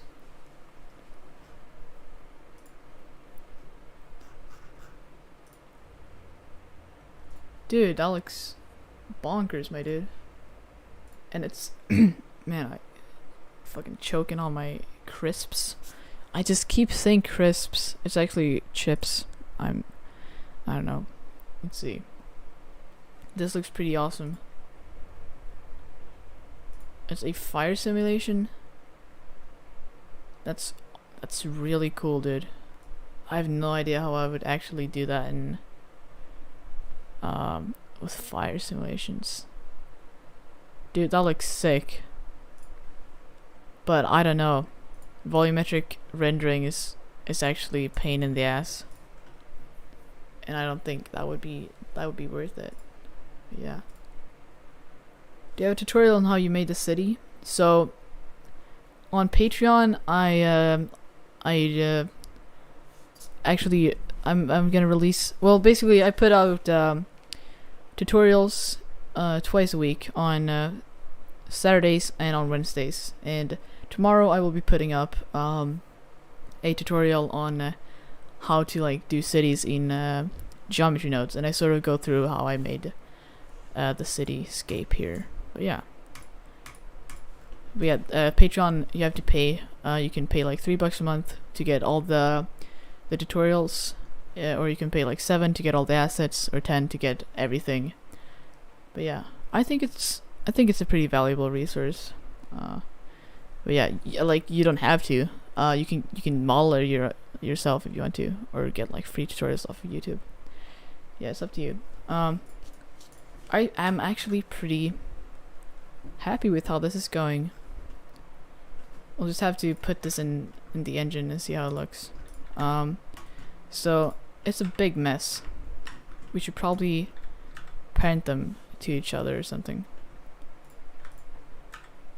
Okay, we'll select all of these and control parent. And if I move this, everything moves. Perfect. Now we just have to move these back here. How realistic is it that this guy is having freaking jet boosters and is not moving too fast? I don't know. It probably isn't too logistic, but it looks cool, and that's what it's all about. I just sent you the flames file. That's sick. We'll check it out and we'll decide if it's worth it. Only 1 megabyte. Hell yeah. Okay. Let's open it up. Philip Leonevic. Oh, dude. That looks sick. You actually managed to like do it. Wow. That's crazy, dude. Do you mind if we just yoink it? I don't know, I feel kind of bad yoinking your work. Are you okay with me using it in my scene? Because it's hella sick. Let's see. I'm gonna paste it in here.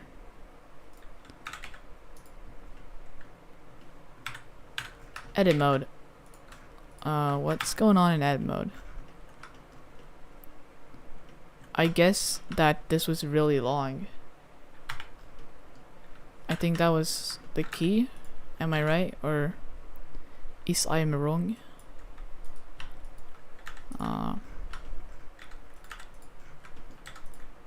That looks cool, bro. Yoink. We'll see how it looks. That does look pretty sick. Oh, wow. I guess they're pretty similar though. I don't know. Like, I really appreciate that you did that, but I actually do want to use my own. But yeah, thanks a lot, dude. Looks hella sick. Yeah. Man, shoutouts to Filip Lejnovic. I hope I didn't butcher that name. Okay. That looks cool. They're probably a little tilted up though. I'll move them down again. Okay. Flame. Save also. And we'll parent this to that. That looks good, bro. That actually does look good. Finally, after years of work. Not really, but it felt like years. Copy. Paste it there. And do they follow? Okay, great. And they're still parented. Perfect. Should probably do some rotation. Oh, that's scaling. I'm stupid. Like that. Have some sort of differentiate stuff. What? Yeah. This looks a lot better, indeed.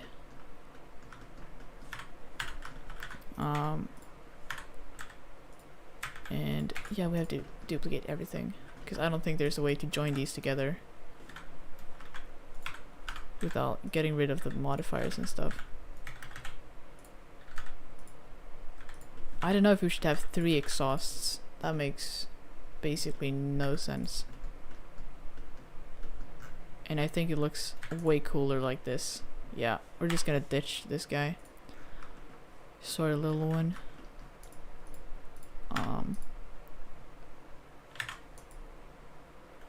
Can I not lag to death? We'll just make it the cable material, because why not? Yeah, bro, it took 2 hours to get good looking jets. Yeah, bro. I'm never doing that again. Probably will though. Does the ship have some sort of levitation system? Dude, logic doesn't make any sense. It doesn't. It does not have anything that keeps it from levitating. Yeah. That's a yikes. We could probably make some cool like exhaust stuff, like coming down from these guys here, and have them sort of kick in at the last shot.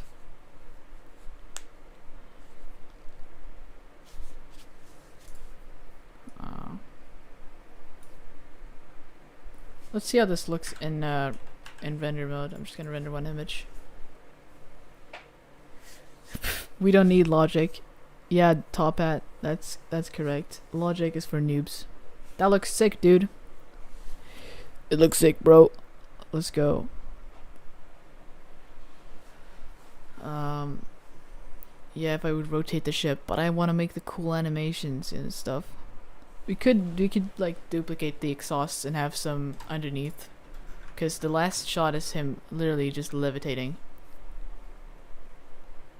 Oh yeah, having them rotate, that would be sick, dude. That would be actually sick. But yeah, I'll try to see what happens if I just yoink one of these boosters, you know.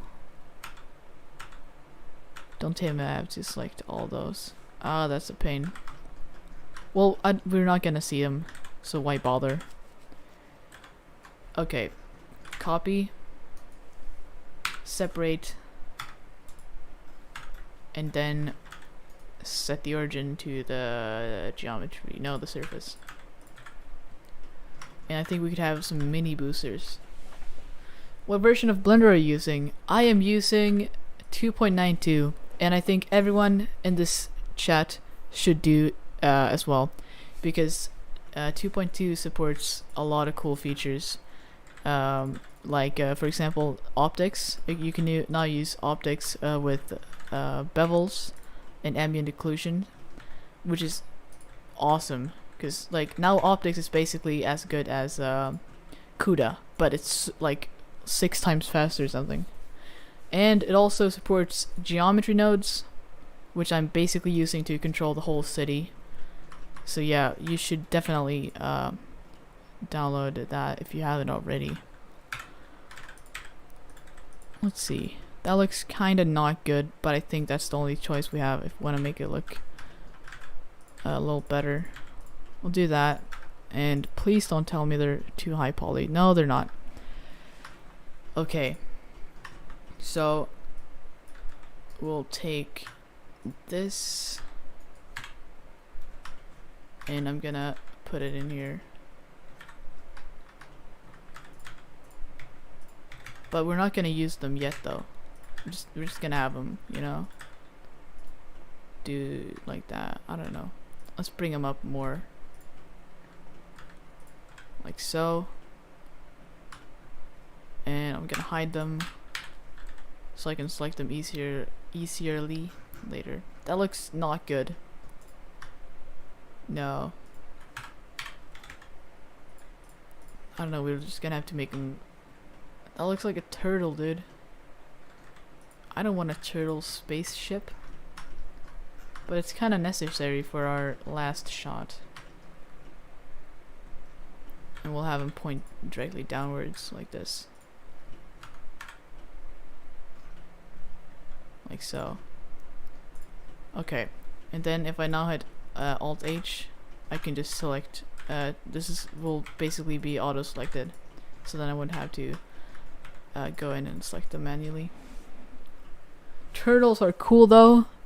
No, they're not. They're not cool. Sorry, all your turtle lovers, but turtles are not cool. They're slow. The ship is supposed to be like the coolest rug delivery guy ship that has ever walked on the earth. Okay, this looks like poop shit.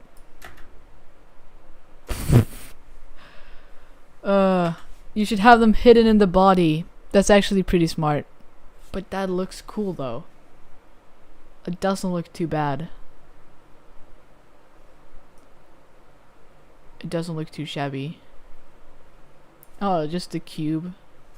We don't need the cube anymore because we don't. You, sir, have not experienced turtles wearing hats yet, good sir. Those turtles are fly. What? Stop disrespecting the turtles. Man. The turtles.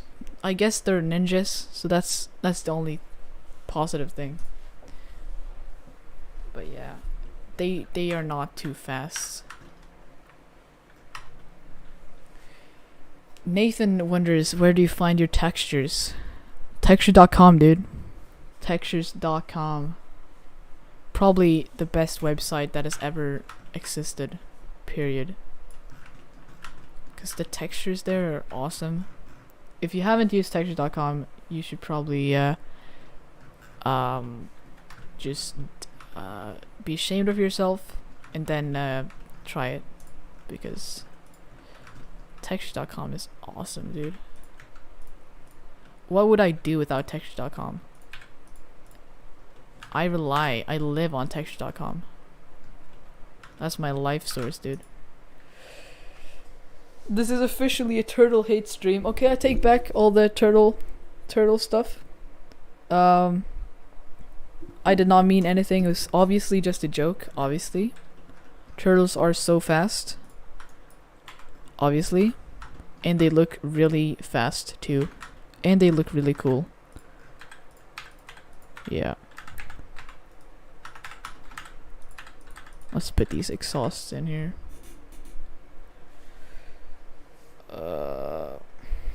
Hollywood is definitely not relying on logic. Kikia. Yeah, dude, the logic there is not... It's non-existent.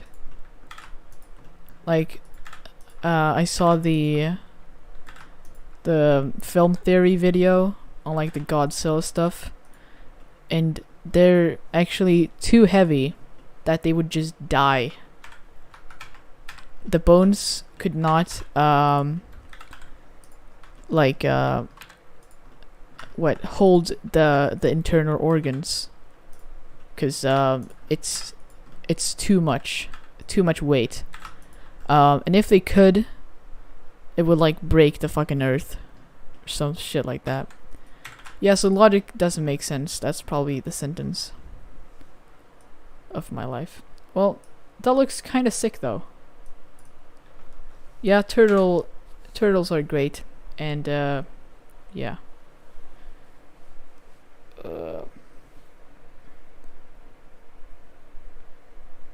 How are you able to view textures in solid view mode? So actually, you go up into the drop down and you just select texture instead of material. It's really useful, and I actually do it so much that I have a shortcut which is Alt T for texture. You can add your own shortcuts and stuff. It's kind of nice. Yeah. You could also use hybrid rendering. Oh, that was not a question for me. Never mind. Okay, well, I'm really happy with how it's looking so far. And we have spent 2 hours and 15 minutes doing exhausts. Yes. Maybe you should make a scene with turtles. That would be sick, dude. That's actually such a good idea. Oh, wow. Wouldn't it be cool if kneecap dude over here, like a turtle jar, just chilling here. We could make like some cool close-up. It's totally random, but why not, you know? And it would probably also fly off and the turtle will probably die. But you don't keep turtles in buckets, do you? No. And tiny turtles in it. Yeah, that was what I was thinking. Having like glass jars with turtles. But like, wouldn't they suffocate and die? Like drown? And wouldn't they just fall off as soon as he does like any speed move at all? You know? But it would look really, really awesome. Turtles with miniguns on the back. Yeah, totally. That's gonna be really realistic. It would be kind of sick though. Dude, turtles with miniguns. Oh yeah, I accidentally parented the flag to the ship and joined it together. So yeah, it doesn't have any physics, which I will have to fix now. So laggy being in edit mode. Don't think about logic. Logic is for noobs. That's totally right, dude. Logic is for noobs. Imagine caring about logic. Yeah, that would be kind of not nice. There's gonna be pin. And let's go into the physics here. Cloth. Shape. Pin it to the pin. Hopefully it, yeah, we have some flags going on here. Why is it stiff? It looks so stiff, dude. Why? Shouldn't it be like just going crazy?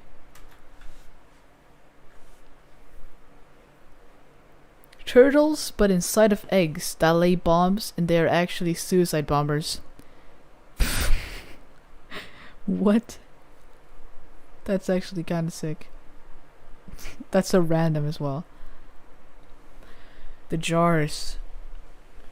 Wouldn't it be kind of disturbing just seeing the turtles dying in the jars? That's not funny. That would be considered turtle hate. That would be kind of funny though. Just having the turtles just die. What's going on with this guy? Hello.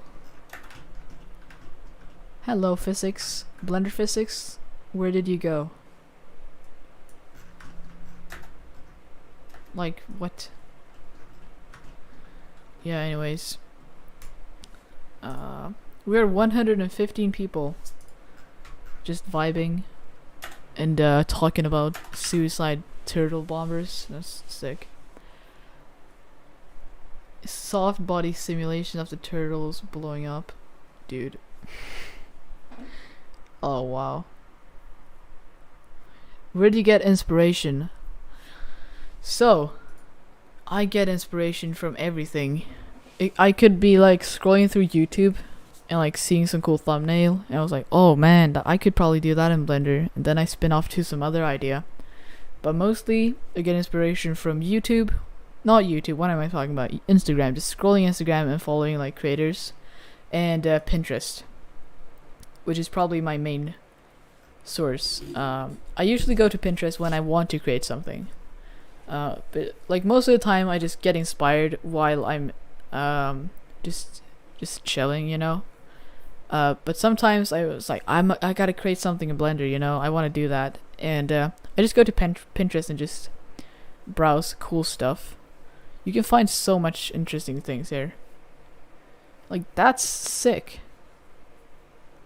This is cool as well.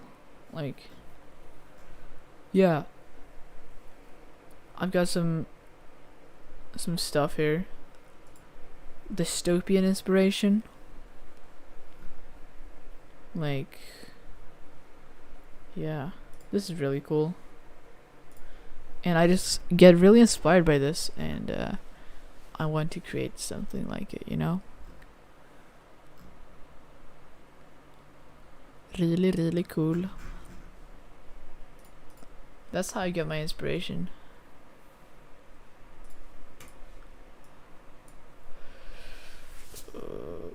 Today I was in maths test, and I was thinking on how I could procedurally generate the roof of the school. Dude, that's too relatable. That's too relatable. That happens to me like literally every day. I'd be like walking home from school and seeing like I'd be looking like at all the different streetlights. Streetlights can be so ugly sometimes. Like, I've been just like been obsessed with streetlights. Yeah. Let's see. Do you feel like you're stuck / bound to a certain style? Definitely not. I feel like I want to create what's on my mind, and this is what's on my mind, you know.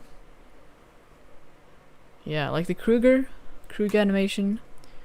I was really inspired by Ash Thorpe and like cinematic masterpieces like Third and the Seventh, like really like slow shots with like micro vibrations in the camera, stuff like that. Yeah, it's different, and I just really wanted to create something like massive, big ship thing. I don't know, but yeah,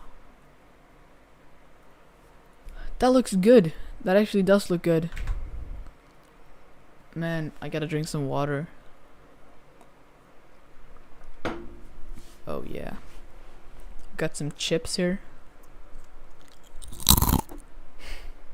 The crunch.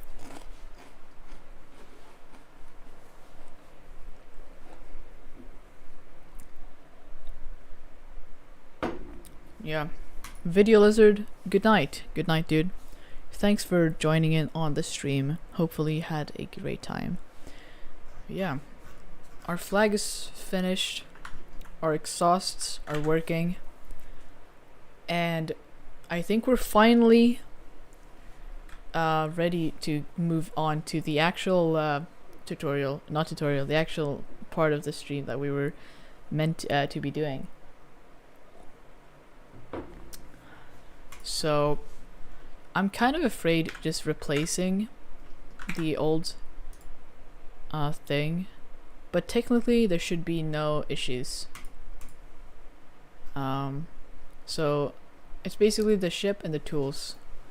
The rest can just I'll just do that, delete, and then paste, and hopefully this should work. And if I now unhide all this stuff,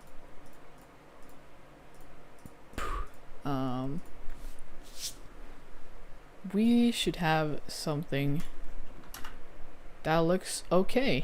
Yeah, look at that.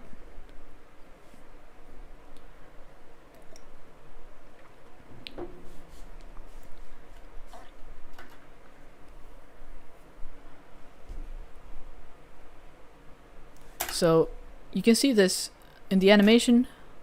It goes like straight for a while, and randomly it just sort of turns here. I feel like we should have something more interesting. So yeah, it has a very abrupt turn, in my opinion. So I think I should scale this up and like move it like that. Oh, what's going on here? That looks sick, my dude. Yeah, I just want some like crazy movements. And we could like have the camera sort of look down here. Crazy. Whoa. Yeah, that could be nice. And we could have some sort of area here.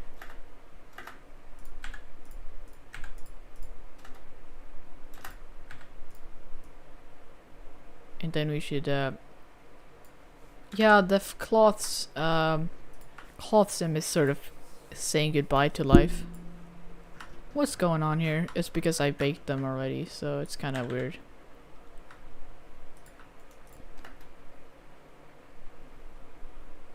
That does not look too good. It's very tracking. It looks like it's dodging some stuff, but I don't feel like that's the vibe I'm going for. So I should probably bring this up. Is there a way to like free these? Because right now if I move this, the other one also moves. I know there's a way. What is it though? Free. No, not aligned, free. Yes, it worked. Okay, perfect. So I want this to go up. But won't that be like super jank? Probably not. Okay. And this should not be going down as much. Should probably bring that up too.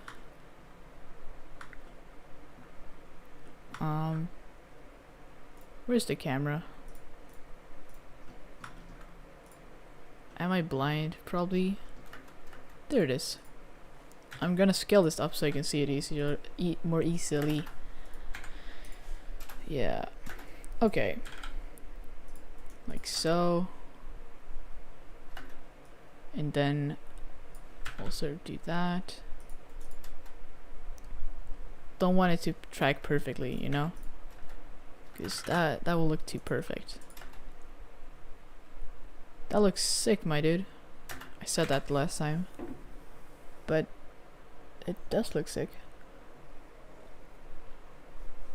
Make the drone camera dodge a bridge. That's a really good idea. That's a really good idea. But guys, I gotta show y'all something. So, let's see. Let's bring this. It's really cool. So, there's this thing called virtual camera, and I'm currently making a tutorial on Patreon on sort of how to use it and stuff. But it's really cool, and it allows you to track your camera, your phone camera, in real time. So basically, I'm on my phone right now. I just scan the code, the thing, then I can basically track the camera any second. Okay, Here we go. Oh, it's sort of tilted in a weird way.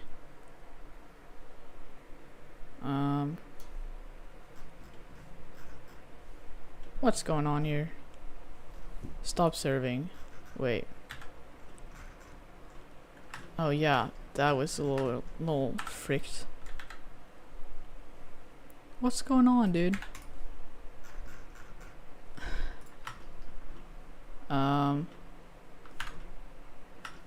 Where is the ship? I think I just got teleported into space.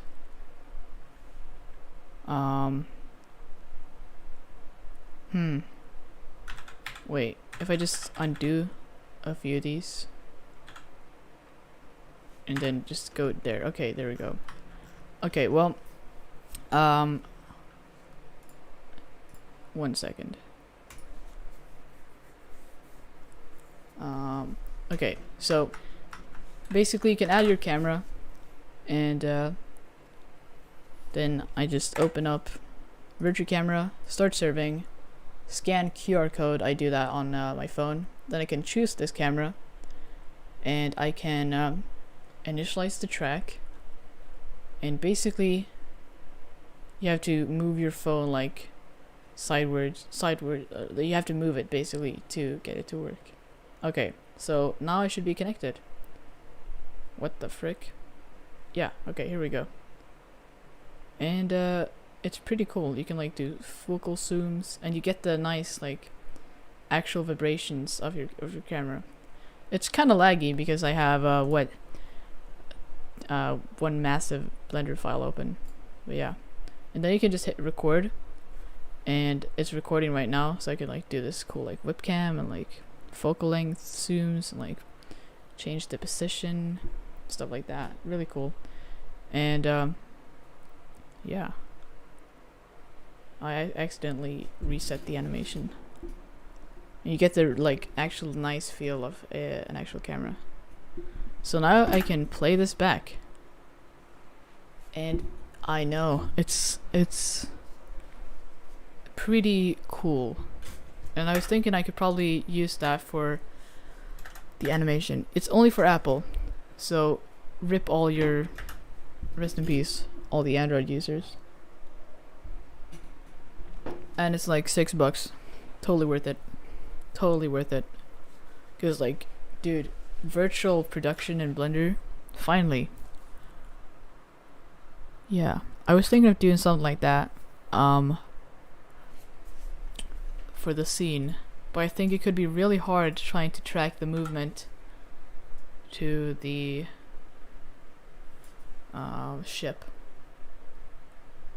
I do have an idea. So, well, basically, if I add my camera here, and then I go in and make a curve. So this is basically our scene right now. It has a curve, and if I parent the camera to the curve, that's not how you do it. You do follow path, like this, and you target it to the Bezier curve, like so. And if I now move this, it will move along the curve. So yeah, we want a specific movement, but if you can I speak, please? If we also want camera shake, like the natural like steady, like, or the hand shake, you know, the micro shake and stuff, it's not really gonna work. So if I set a keyframe there and make it go oh, that's close and fast, like this. And if I then would connect my camera, what did I do? Okay, I would connect my phone there, start serving, scan the QR code, and I'm just gonna have to connect for a second.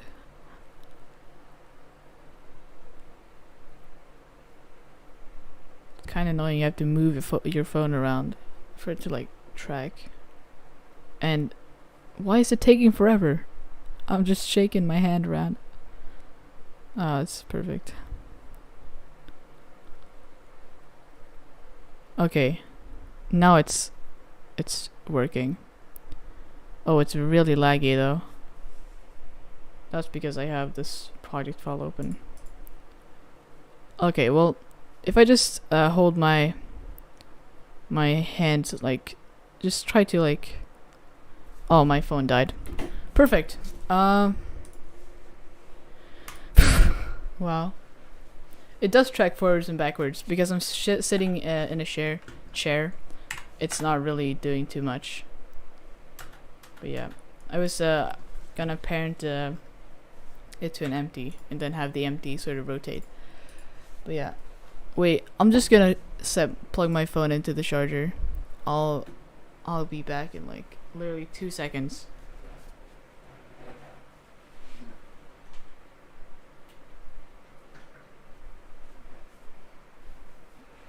Okay. But I don't know. You can use a noise modifier, but it won't do the same like motion. Like there's something different, like it's something unique with the handshake. Like the micro displacement is not always even. It like changes, and it's really cool. But you can't really do that with noise. But because it's a drone filming, I don't know if it would make sense for a really shaky thing. What's this bump here? Is that the... Oh, it's this thing. Yeah, I know that. I knew that would be an issue. Let's set it to aligned.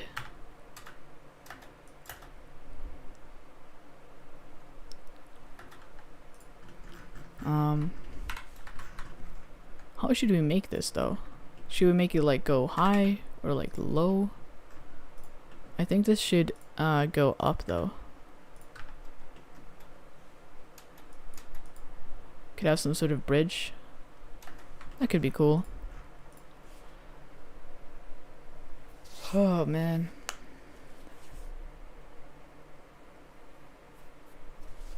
Let's see.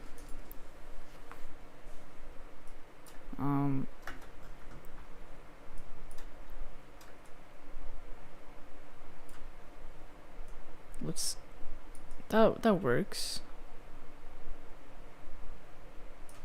Let's see if we can just get the camera to track there.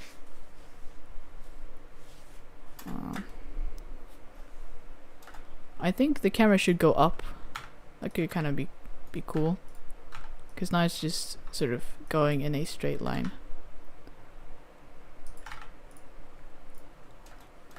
Yeah. And then we just make it point downwards. And we do not want it to be like in the center. Oh.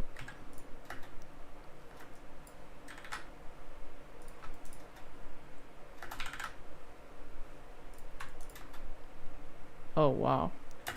Yeah, we're gonna have to do some work here on the keyframes of the vehicle.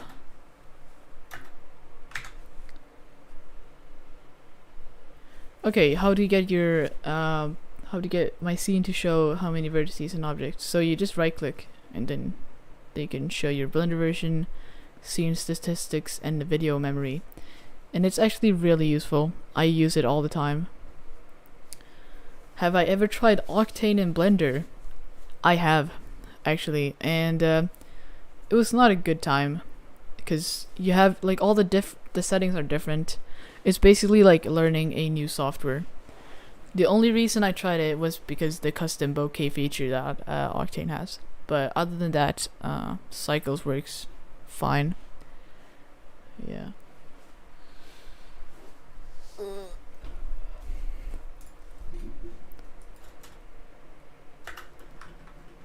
Let's see if we can get this animation going for the ship. So, yeah, it's gonna need some more animation here.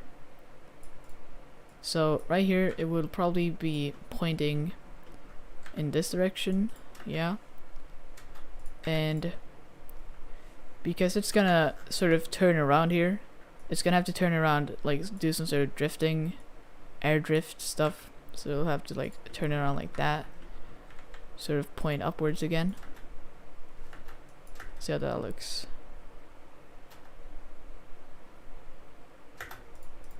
And yeah, it should probably not do that. Oh yeah, and then we get this nice swinging motion. And what is the camera doing right here? That's a little off track. Should probably do that. Oh, so you get that down there. So try to whip over. Oh.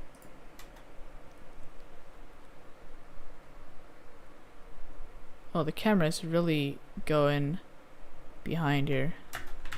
But why would it turn around there? That makes no sense. Where can I get the custom bouquet? Yeah, on Blender Market and on Patreon.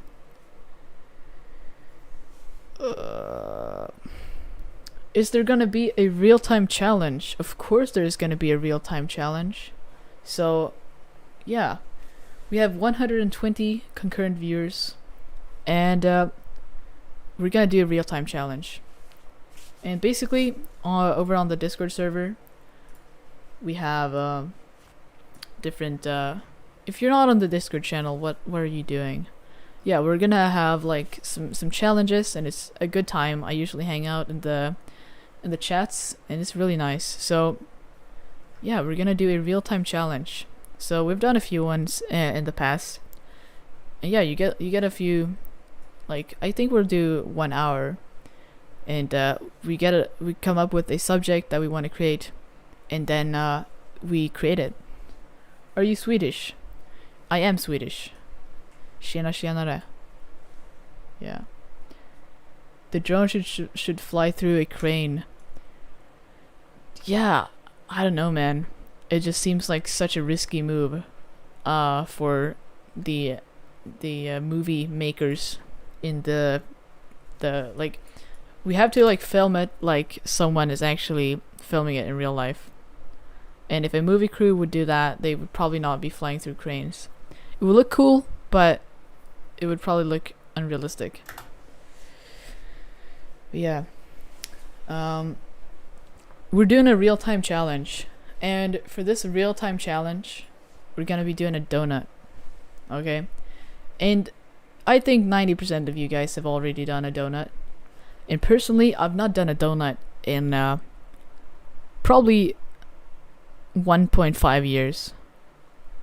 So yeah, like that's gonna be fun, and we're gonna have to I will be judging this only on realism, how realistic it is. It has to look like a donut, and it has to be realistic. And of course, I'm gonna join in on the fun, but I cannot win because that's the rules. So yeah, we're gonna take a break from the look at those cheeks, man. Oh, sorry, getting distracted. Yeah, we're gonna make a donut, and feel free, if you're gonna participate, you have to join the Discord. It's should be linked in the description. So yeah, how many of the Discord mods are in chat right now? And yeah, I think could you guys set up the just type in like donut, and we get 1 hour in the Discord real-time challenges right here. Or wait, I think I can do that myself. Wait. 1 hour challenge donut.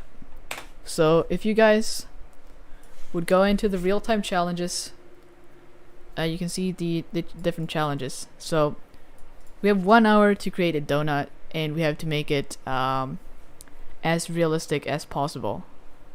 And yeah, and when you're done, after 1 hour, you can submit it into the submissions. And you can, under no circumstances, type or like have discussions in here. That's the submissions discussions. So yeah, just so you guys know, and we will be judging the winners at after 1 hour. Let's get into it. So yeah, I should just probably get the timer started. Do you guys know like a timer you all can link up to, like a online timer or something? I don't know. Something like that. So like all the people can join and like watch. Or maybe that doesn't work, because we did that once, but I was not the one who found the thing.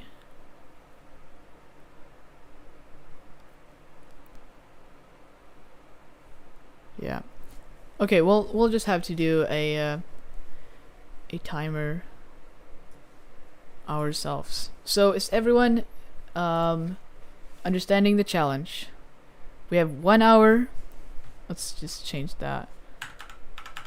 We have 1 hour on the dot, and we're gonna create a realistic donut.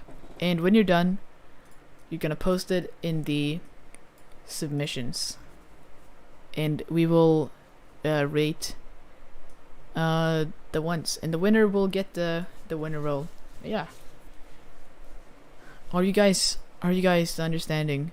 Hopefully, yes. If you agree to join the challenge, just do a thumbs up in the chat. So we'll get this timer started any second. It has to be realistic. It doesn't, like, you can try your best to make it realistic, but yeah. Okay. And you cannot, like, okay, so basically for this challenge you cannot use assets at all. You have to create it from scratch, and you're not allowed to like use other projects, because yeah, that would just be, what's the point, you know? Yeah, please be honest, and yeah, thumbs up. Perfect. We are ready to start the timer. 1, 3, 2, 1. The timer has started, everyone. The timer has started. And yeah, when the timer has started, I always go to Pinterest and I look up like donuts to get some inspiration. Look at that. Look at those glazed donuts, man. Man, they look yummy. Indeed. Yeah, so I'm thinking I want to do something like this on a grilled thing and just have donuts. So that's gonna be interesting. Yeah. Can we use textures? Of course. Of course you can use textures. And we only have 1 hour to do it, because that's the funny part, you know? If you would have unlimited time, what would be the challenge? Or we could do like with like sprinkles on, like sugar stuff. That could be a real challenge. I do like it. Let's do something like this. So yeah, guys, my Windows key is not working. Does anyone know how to fix that? I'm hitting Windows key right now and nothing is happening. So I cannot like use Windows Shift S to screenshot, and it has been bothering me so much. Is there anyone who knows what the issue could be? Please let me know. Yeah, this is I'm gonna have to like literally search up Snip and Sketch to save this, or I could just actually just save the image. FN Windows key. I don't have FN on my keyboard.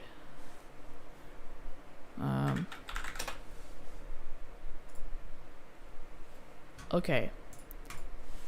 We are currently sitting on how much time?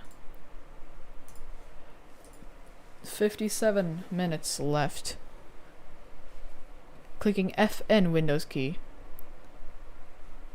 Oh, the other Windows key? Oh, it's not working. Which is really weird. And it just stopped working for no reason.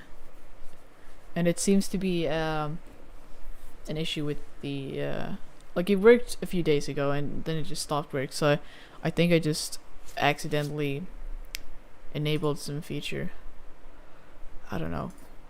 Have to get into that later. But we have our donut guy. And how big would a donut be? Dude, the Taurus, the famous Taurus. And then you do like this. Oh yeah. Let's increase some of the segments. Let's shade it smooth. That's probably too big though. Donut would probably be this big. So let's do that. Are you running a game? Sometimes prevents using Windows key. So I actually restarted my computer before stream and it still didn't work. But I don't think I'm running any games. No. The keyboard drivers and device manager. Yeah, I heard some stuff about that. That could probably be a good idea. I'll look into that later. But yeah, now we gotta do the donuts, man. So I'm gonna open up Pure Ref and drop the donut image in here.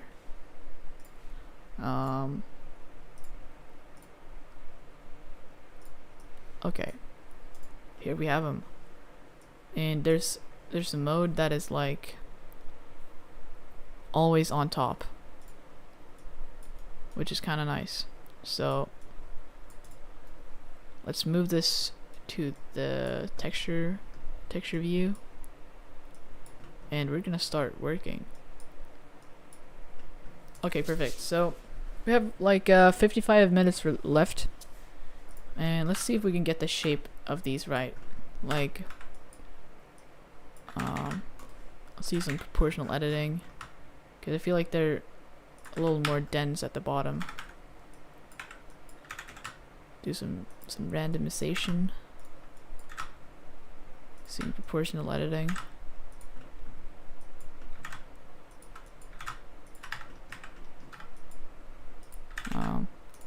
Yeah. Do that. Maybe we should make it smaller so we can have like smaller details. I gotta learn texture painting sometime. It seems so cool, but I just don't know it, you know.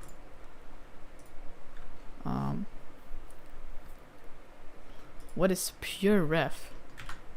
Pure Ref is awesome. That's what it is. It's basically a free reference thing. It's awesome. Actually, add some warp to that, and let's see if we can find some donut textures. Or we'll have to make a donut texture. Yeah. What's this? That looks cool. We'll see what we can do with this donut texture. We'll have a few different ones, I guess. Let's yoink this guy. And we will take this one as well. Okay. That's cool.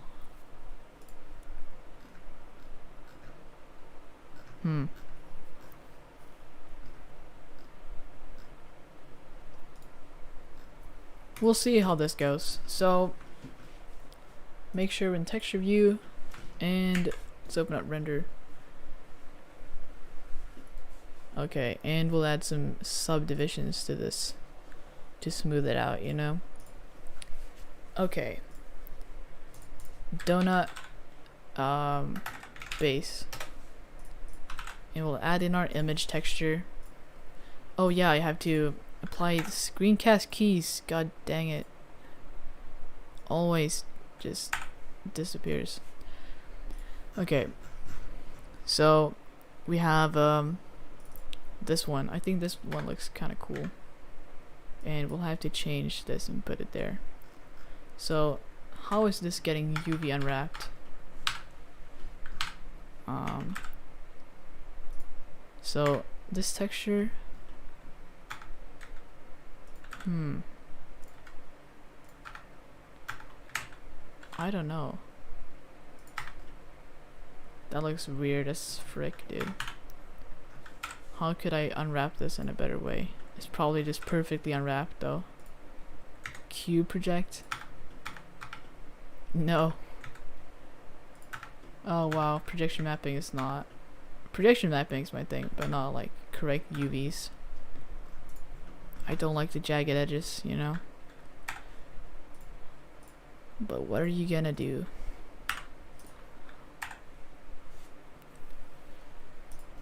Okay. Let's see how this looks in render. It looks dog shit, bro. Plug it into the specular. Plug it into the roughness. Plug it into the normal. Oh wow, that looks just perfect. Okay, so add some less subsurface, and we'll plug the same image into the subsurface color. Should we do that though? Yeah, probably. So about the roughness, I don't know. We just have to get this unwrapped in a better way. It does not look very good at the moment. So let's select these. Probably a better way to do that. And just hit no, not cube project, sphere project. There we go. That's better. And the seam, what are you gonna do? Just, I don't know. Just pull it down like that. And we could probably just project from view, honestly. No, you have to sphere project. No, cylinder project, maybe. No.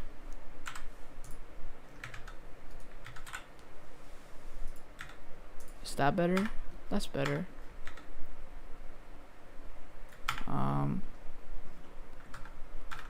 Let's see if we can move it up.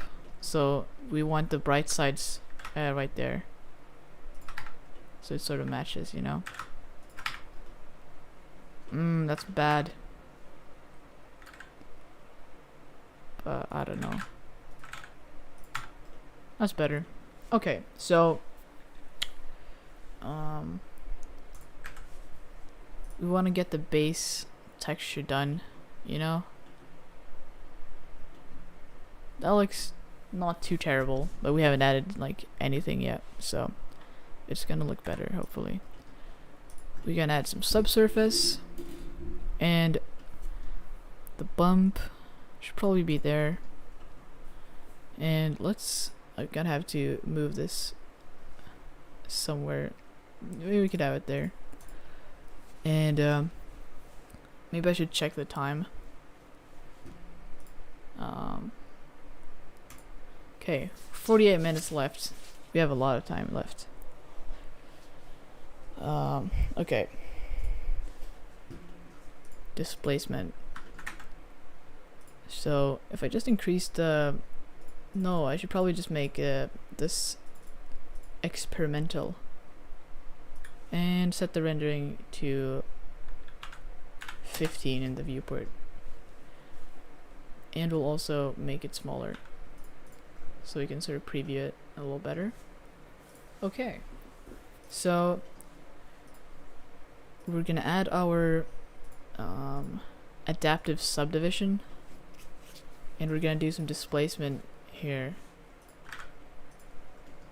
So this is a pretty high quality texture. Could we actually just use it as displacement? I think we could. And I'm gonna see if it does work. Height. And we have to go into the options and check displacement and bump. Wow, dude, that looks crazy, bro. Also, we should have random walk, because that will do like better subsurface, I've heard. Maybe that's wrong. I don't know. We'll see. So the scale should go down, you know? That's intense. What's going on here at the top? Oh yeah, that's because texture stretching.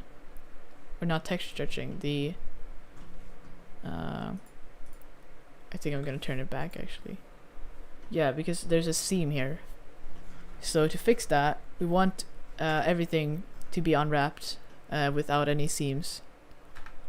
So there's a way to do that. You just make a another UV map. I'm gonna call this displace, and you just plug that UV map into the vector, and when we select this, we can just go in and just project from view. Should that work? Because it doesn't really matter. No, still. I just why is it a seam there though? Is that actually in the geometry? Oh my god, how did that happen? How did that actually happen? Oh, I probably hit like Y or something. That's not good. We could probably just fill it up though. Yeah, we just filled it up. Oh, what's going on here?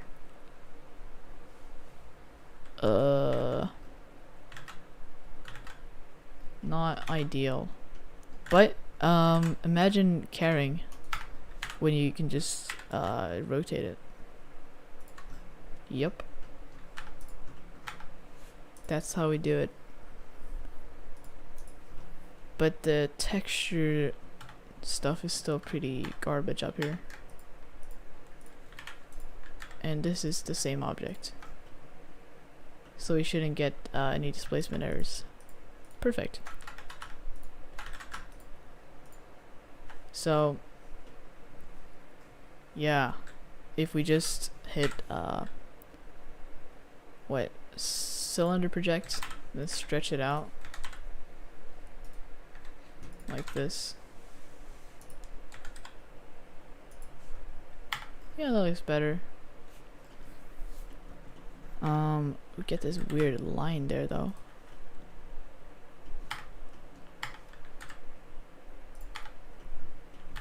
That looks weird. Does not look good. Darn it. Darn it. Did I just say darn it? Oh, such a shame that we just had to separate it.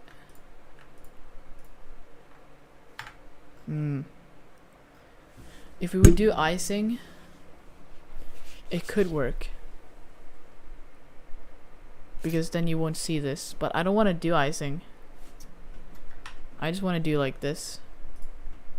This stuff. So I'm gonna make my camera. Do you even see it though? Like you barely see it. We only have 1 hour, so I'm just not gonna care, you know? So, for the lighting, what lighting should we do? I don't even know if I should do, like, that looks dog. We could probably do our own lighting. See how that goes. Where are we gonna put this? Here? I guess we could. So yeah, just some tint of cyan. And we're gonna, oh, that's a shame. We'll move it in there. We'll add some light to this. And we'll see if we can sort of get the same lighting setup. Just for preview.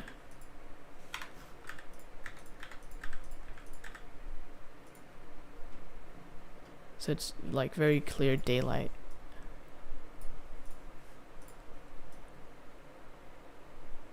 Yeah, okay, that looks pretty good. And we'll do the plate as well. So let's add our circle, and while we're at it, oh, never mind, we'll actually add the circle again and just add some more verts to this. Then we'll fill it up, and we're done now. Okay, how would we go about doing this very cool looking plate?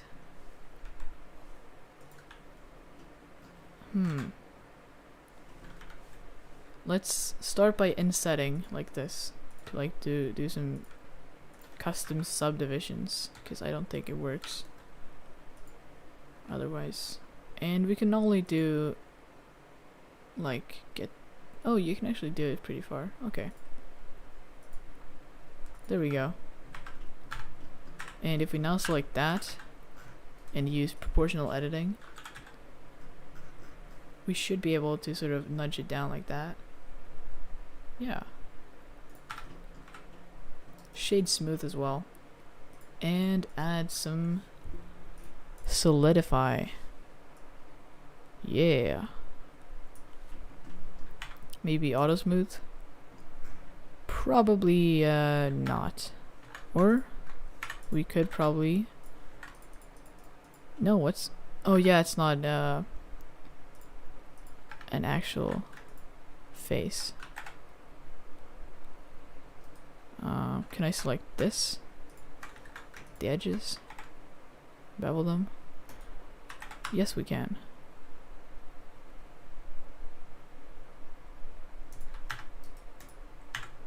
Or just use auto smooth. So for the plate material, I want to do like, it shouldn't be too hard. Like, it's literally just porcelain, and that's just shiny white. We'll add some discoloration there. So maybe we should make it blue, like not blue, just a tint of blue. And we're gonna add some imperfections to this, obviously. So let's go into the texture assets and find something cool. What is this? Yeah, we have to cube project. That's cylinder project. Do cube.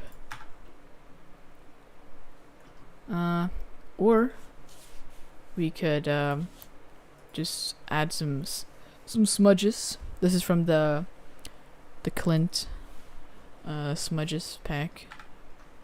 Pretty interesting. Okay, that looks good indeed.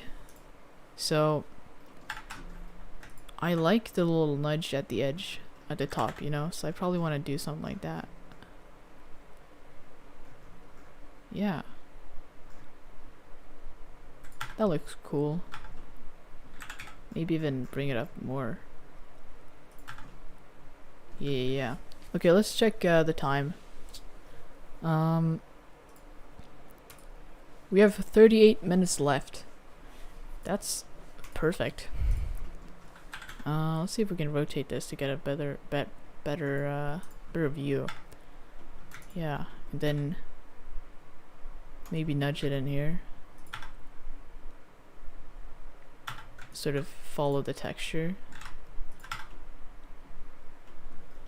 Okay, so we gotta add like sprinkles. Someday we gotta do that. I like the fat donut look. They look juicy, dude. So how did they light that scene? It has more contrast in the lighting, I think. 100 is too much. Yeah. Could have it like be a soft window light. Could be cool. And maybe we should have an HDRI. Just chilling. Could this work? Probably, yeah. And just bring down the strength. Like so. And it looks like we have some nice marble like table going on. And actually we should probably just rotate all this stuff so we're facing the right, so we're not like tilting. We want to have like have it be straight, because that's just better when rotating stuff. Just bring that down even more maybe. Yeah, that's good. So for the marble, should I save this? Yeah. Okay. So bridge. Oh, what's going on? Okay. And we're looking for marble. So oh, we have marble, luxury marble tiles. That's nice. Just hit sign in with Epic Games and you'll get Quixel for free, which is kind of nice. Marble.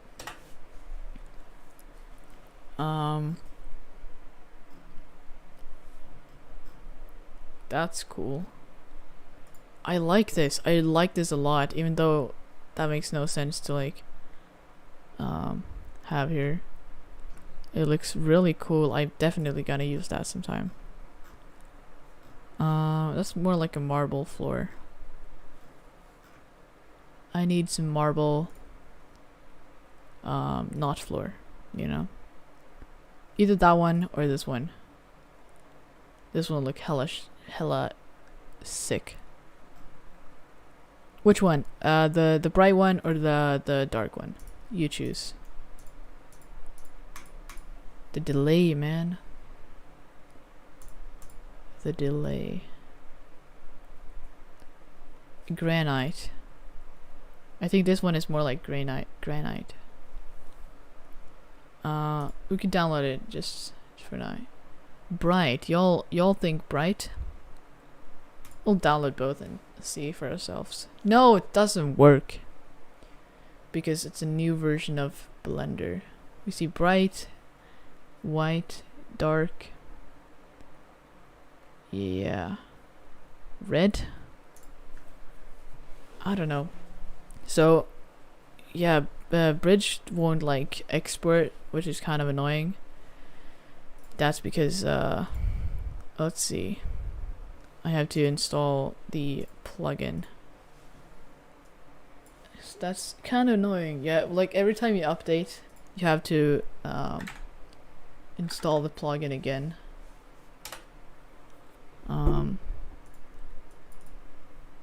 Okay.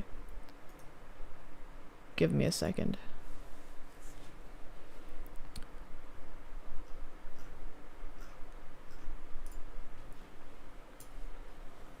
So I'm gonna have to just quit that for a second.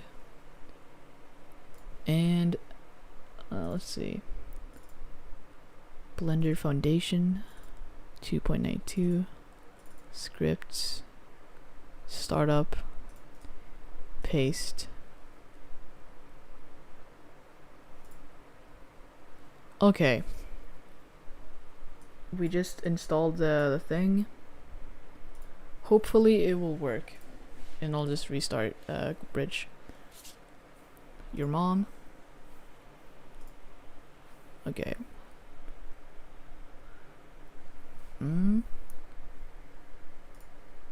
Should we search for granite?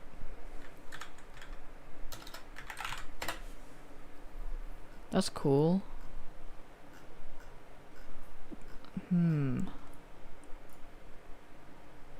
I don't know, I prefer the marble. Yeah, we're going for the marble. Okay. Where is it? Why don't they just like sort them from the time you downloaded it? Like, that makes no sense. It exported successfully. Let's go. Okay. Here we have the texture. And Does it look good? No, it doesn't. Not at all. It actually looks like dog shit. That's probably because the lighting is kind of garbage and we need a more zoomed in lens, and we need some stuff, you know. Let's actually put that on the plate. And let's see. Let's do that. And we need some depth of field. My god.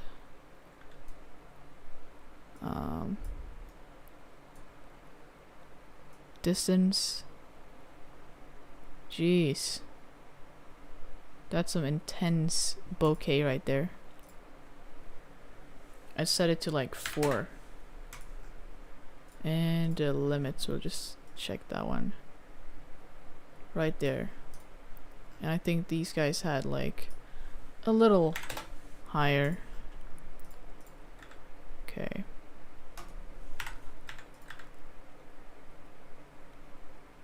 Yeah, 100 is too much indeed.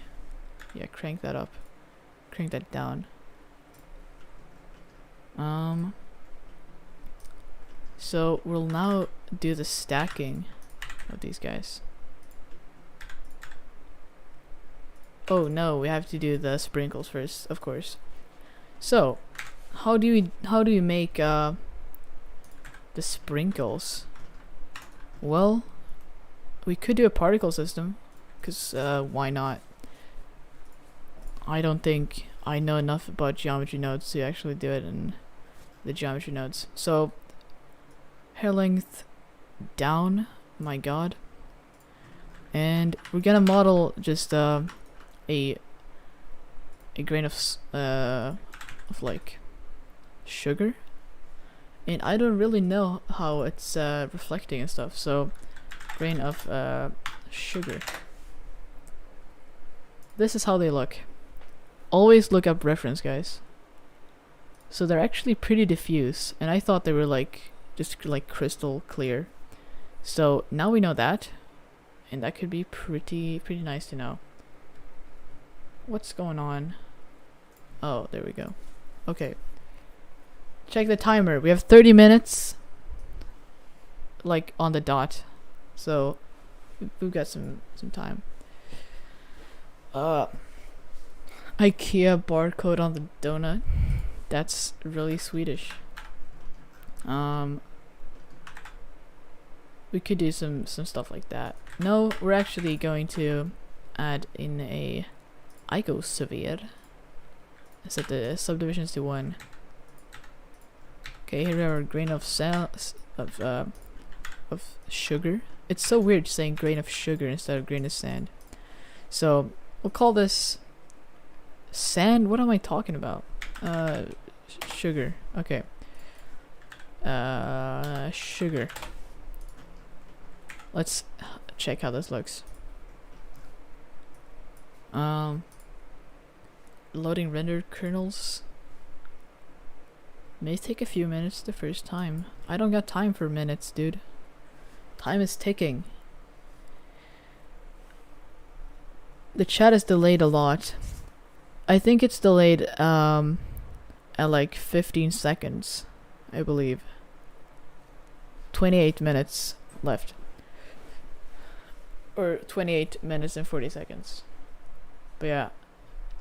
Why doesn't it load? IKEA flag on the donut. That's a good idea. Well, we'll have to rely on this for now. So I don't think it's 100% transmissive. And it definitely has some noise in the roughness. I'm just gonna bring up that stuff. And for the displacement, or like the bump, is it denoising? If I turn it off, no? Like it's just the first time. Oh, please don't crash on me, dude. Okay, good. Oh yeah, you're right. Okay, now it works. That does not look inviting at all. I would not want to put that in my mouth at all. Okay, so we have some black stuff going on there. That's kind of weird. I guess that looks more like a grain of salt. Sugar. Okay. It will make it a little more reflective. Like that. And we're gonna use a Voronoi texture. And let's see. We want to do like... No? Is it Chebychev? No? Let's put this through a constant color ramp. There we go, and we plug that into the normal using the height of a bump map. And there we get some nice displacement, but I don't like it. Let's do ease. There we go. We could increase the scale to have it be a lot, or just do that and bring down the transmission a little more and make this a little like that. There we have our grain of sass. I will never learn. Grain of sugar. Okay, so we want to distribute this all over our mesh. So let's do that. I think it's in the hair shape. No, it's rendering. Render as object, instance the sugar, and let's see how this looks. Yeah, I've had some scale randomization. Diamond donut eyes. Oh, donut. Oh yeah. Okay, so we want to do some texture painting on like where, not texture painting, just where it will like actually go. Something like that probably. Oh, because it won't be like underneath. Do that. Just make that a vertex group. We have 25 minutes and 20 seconds left. And let's move this here. And we're gonna set the vertex group density to be that group. Okay, and now we just crank up this a lot, and I see patterns. Maybe I should like randomize the thing. Whoa, what the frick? Normal? No. Doubles, like why? Add some face, randomize the face, just randomize everything. Maybe scale randomize too.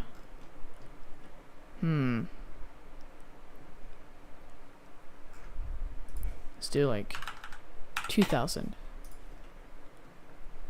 You can clearly see like patterns and stuff. I don't like it.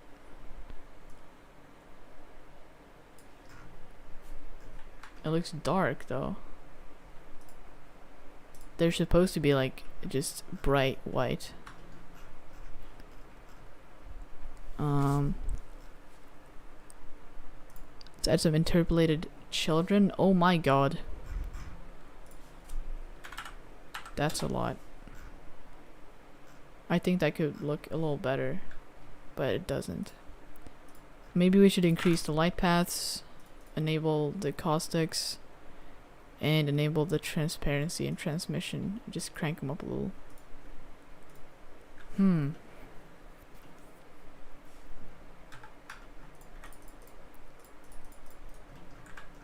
Select some of these and just assign them to the group as well. I'm not too happy with this glass. It's very dark. I feel like it's very noisy as well. So if I would just make this just glass texture, how would it look? Or like white. I feel like that's even like better. Yeah, too much transmission. Yeah, this is white, like clear white. So maybe we should set this to 30. And I don't know. What the fuck? That looks so sick though. That looks awesome. Okay, I'll have to paint on some more assign.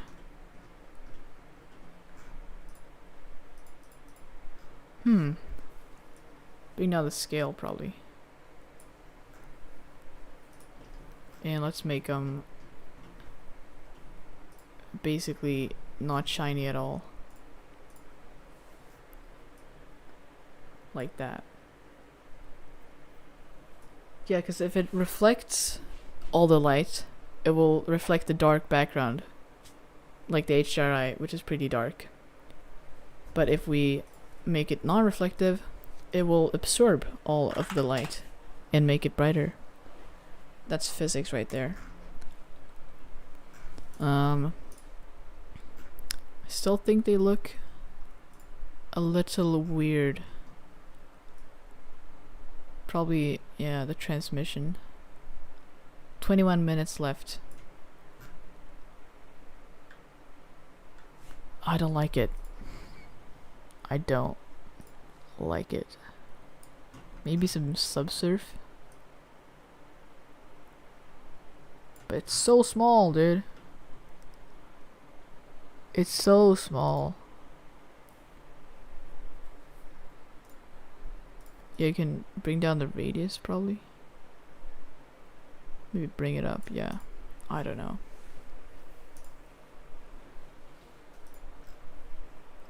What happens if we just crank the numbers?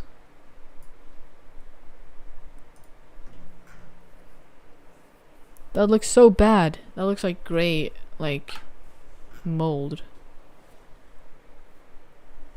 Too small and too many. I don't think that. I don't know, man. Maybe. Let's do that. Because now it's distributed evenly, which I don't like. We need clumps. We have clumps. I've never used the clump feature in my life. Let's have some clumps here. Let's have some clumps here. Some clumps there, and bunch of clumps. Okay, and then we just select that to be the clumps, maybe? Doesn't work. Nope. So, you suggest to make it bigger. Solidify. What would that do? Crash my computer. I don't think it does. I think it makes them worse actually. Hmm.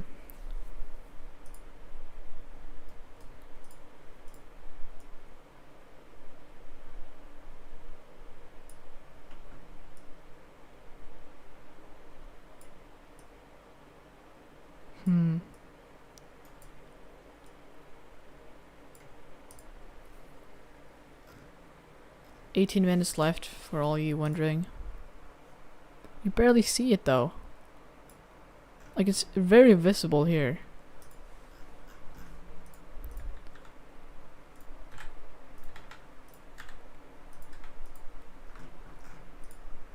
I think we should probably make him larger. See what happens. I don't know. Shade smooth. Nope. What if I add emission? No, definitely not.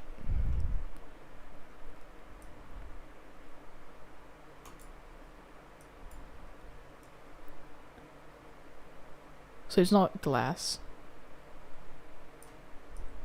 I'm just stuck here. Yeah, offset it from the origin point. That's a great idea. Best idea I heard all day. Thank you, Hassan Shakil. Look at that. That looks so much better. Thank you, dude. Perfect. So, see how many big ones we need. I think I'm gonna duplicate the particle system. So, for this one, I'm gonna make the scale smaller. And I'm gonna add some interpolated. Nope, definitely not doing that. We'll have these maybe on group number 2. That could be cool. Smaller scale. Maybe more particles. 'Cause I think you need a lot of particles.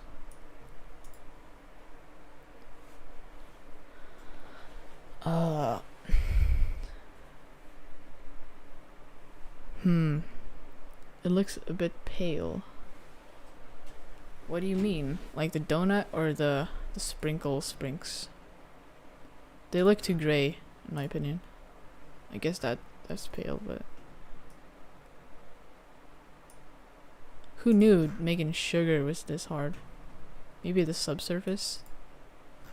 I think the subsurface actually helped a lot. But you don't want to have it be too intense. Okay. Maybe we can make him like actual white. To just pop the whiteness, you know? Roughness. No. Transmission. No. Or I think we need transmission though. What's transmission roughness? That looks kind of interesting.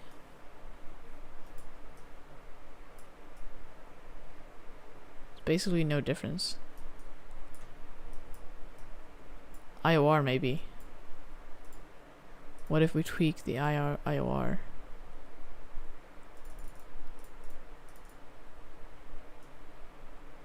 Nope.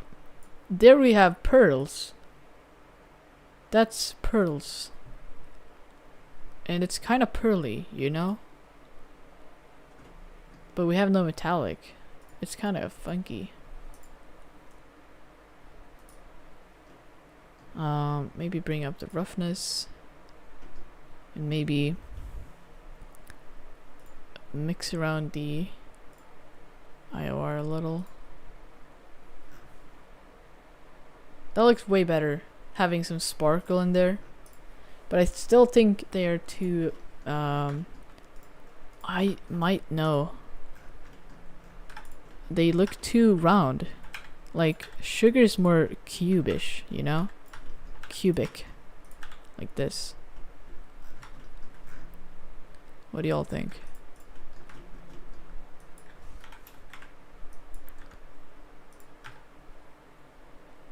Something like that.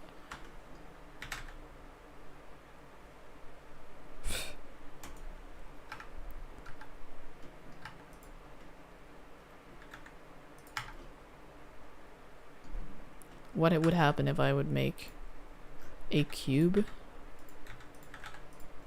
like this, basically. We have 14 minutes left, by the way, and I select Suiger, and I make that the particle system object. Oh wow. Cube. I see no difference. Let's do that for the other one too.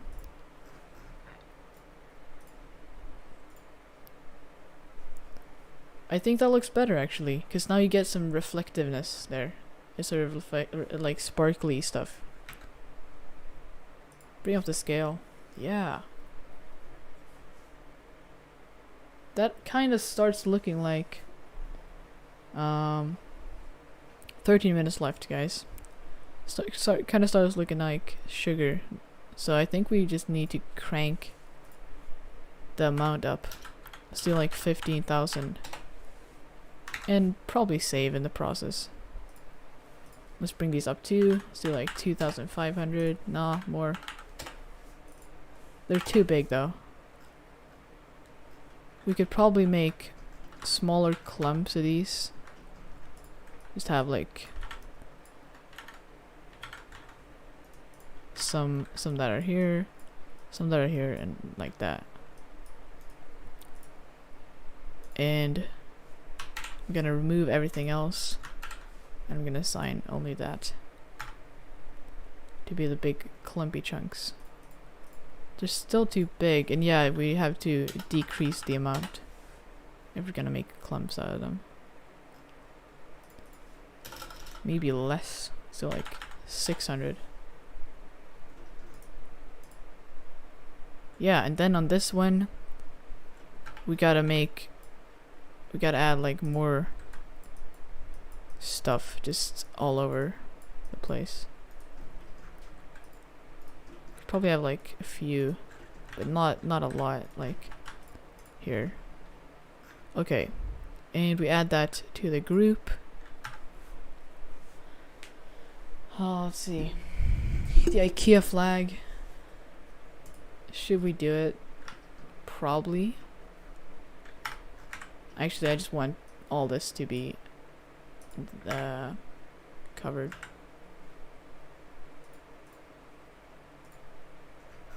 Wait.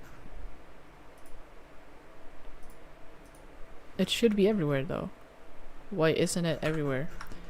Also, we gotta do the Hassan trick. The nudge it up like that so it doesn't look as bad trick. And what if we hide? This is the big chunks, right? Wait, we're doing the wrong stuff.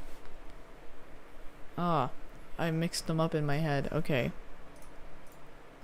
We have 10 minutes left. And the big clumps should be the clumpy clump groups. Okay, so final touches. We're gonna add some sprinkle stuff here. So I'm just gonna make a new particle system and use the same sprinkle particle system. That's a lot. So gonna just paint around like that and make that the density group. Assign and density. That's a lot of particles, so let's bring it down to be like 150. That looks good actually. I'm actually getting a little happy with it.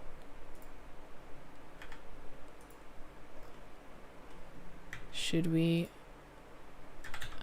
do that? It's so slow in the viewport though, so I'm probably going to hide it while working on it, on like the placement and stuff. So let's see how they place these guys. Something like that, and let's rotate it a little bit, make it thicker.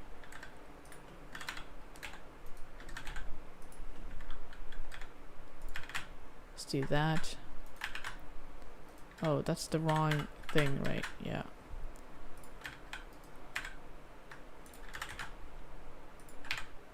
Okay, and then we'll add some like deformation to some of them, like just random parts, because it's not gonna be perfect.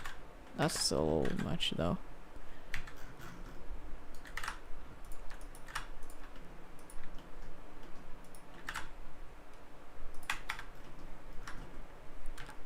Yeah, it sort of looks like it's like merged with the first one. The IKEA flag. Okay, I guess we gotta do it sometime. Probably now. We only have 8 minutes left. Yikes. We have to work on the lighting a little bit. Like that. And let's increase the background. And let's bring camera backwards like that. Zoom it in a little bit. Set the focus on the donuts. I don't know. Oh yeah, we don't have any sprinkles on them. That's why they look a little weird. See, bring up the plates and zoom in a little bit more. Probably also just get rid of the saturation there. And I'm gonna copy this stuff, Alt D, to have them in the background. Just gonna make this like big plate because we need some sort of like scene to work with. And we'll have that there.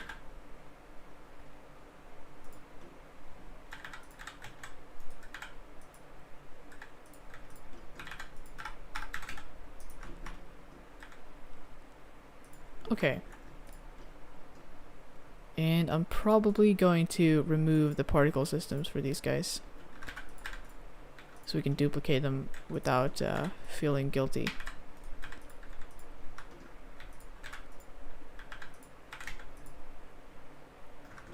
Yeah, and I'll just take this big plate and sort of stack them up here. I don't know what I'm doing. That looks like something cool. And we'll have to find some background of a kitchen. You could probably get away with this, just finding some random kitchen background on the internet. I should probably find something. That looks okay, but I'm gonna try to match the perspective a little better. I guess this works. I don't know, we'll try it. And we'll import that as a plane.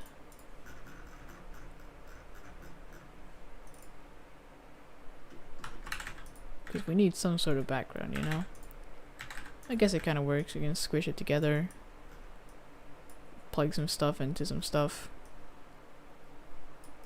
And do the bump. Yeah. Oh, what the frick? We have 5 minutes left? Jesus. Okay. We're gonna have to render this now. Render image.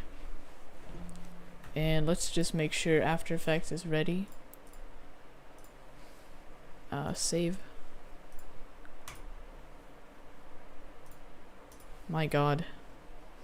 How many samples did I put? 250. I don't know. Is that enough? Hopefully. Hopefully that's enough. The IKEA flag. I forgot the IKEA flag. Are you serious? Cannot just forget the IKEA flag. That's not something you do.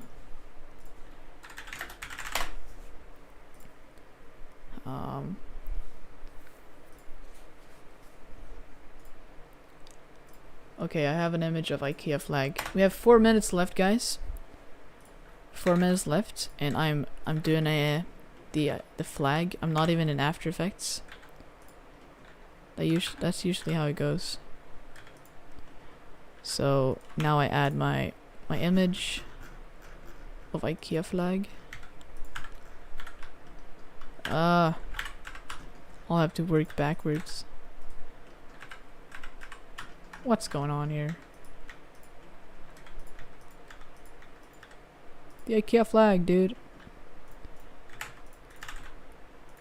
The iconic IKEA flag.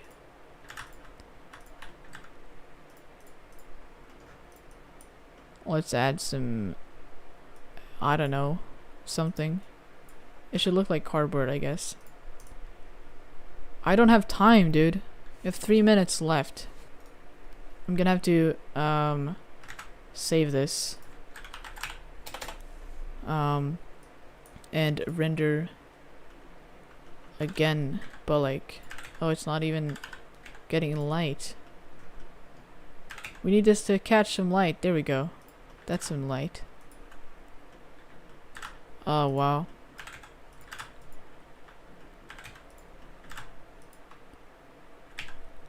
I'll render this while trying to work in After Effects, because that's something you can do now. Ah, dude, we have 2 minutes and 33 seconds. Let's see. We have to do some color grading. Add some volumetry. Let's add some contrast. Oh, it's lagging ass, dude. But it's worth it. So 25 on the contrast. Maybe even more. And add some of those highlights. Add some of that saturation. Not too much though. And bring down the shadows. Too much saturation. Okay, and then add some of that vignette.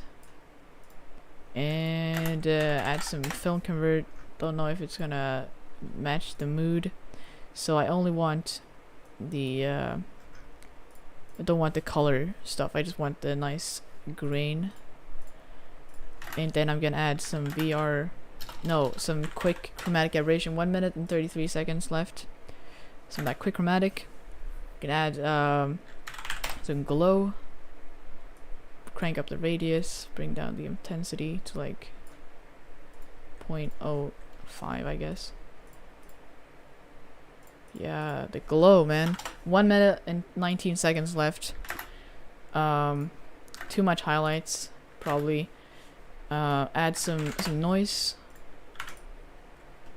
And let's see. I think we should probably add some what the fuck is this? What is this? No, please.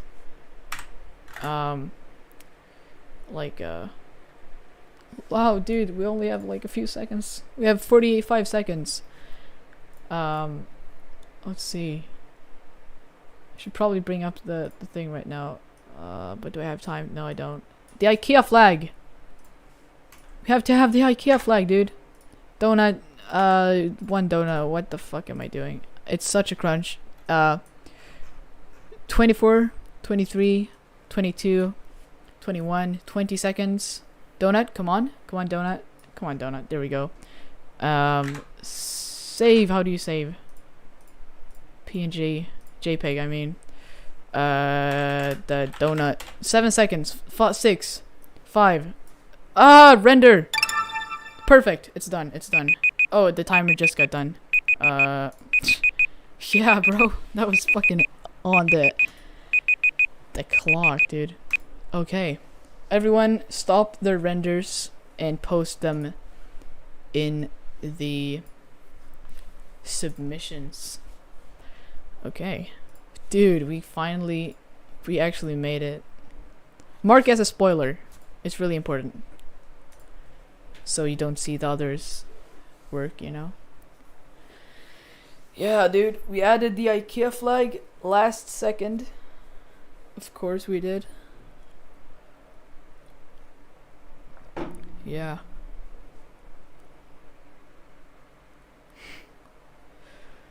Wow. Guys, you gotta add your stuff, dude. Gotta add the stuff. Yeah.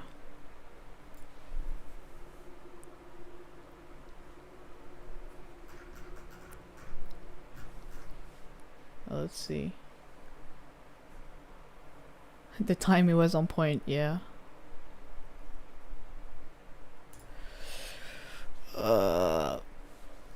Dude.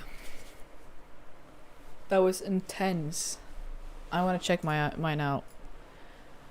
Yeah. I'd say that's okay, I guess. If I would critique this, I would probably add more sprinkles. I would probably make them add like just a bit more subdivisions. Not subdivisions. What am I talking about? Like subsurface, because they look a little rock. No permission. Are you posting in the submissions? Has someone messed with these with the permissions? That's such not to. Okay, guys, we're having some technical difficulties. Don't worry. It failed to upload. Yikes. we have a Scranton Strangler on the mod team. Permissions.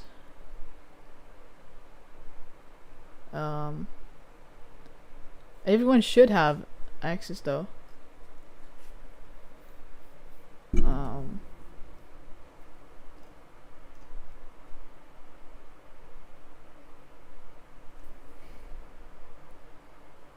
Okay.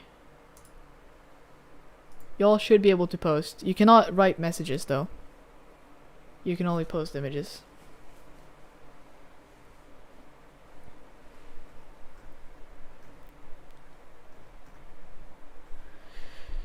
Yeah, bro. Aces. We turned off, I guess, to avoid spam. Yeah. Okay, okay. Man, that was intense. That was intense. Indeed. Oh, yeah. Has everyone uploaded their stuff? I feel like they haven't. A lot of people have though, so that's awesome. We have Tom, one of the admins. Oh wow, that you are actually Beeple's son. That's really cool, dude. That's really cool. I'm getting some real Beeple vibes from this. Wow. Great job, Tom. Great job. The only thing I can, like, it's such a small thing, but that's just to make the donut like thicker, you know. But that's the only thing. It looks awesome, dude. The paint effect, sick, indeed. Then we have my render. I'm pretty happy with it, but as I said before, more subsurface, I think.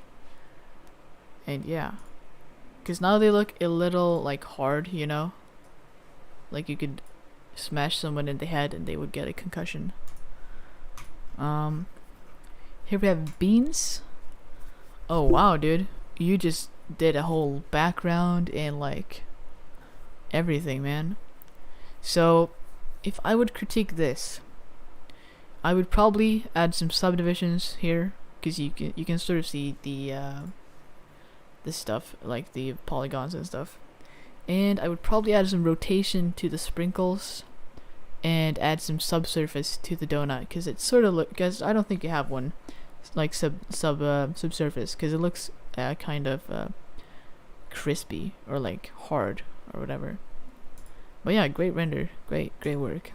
Oh wow, this one is cinematic, dude.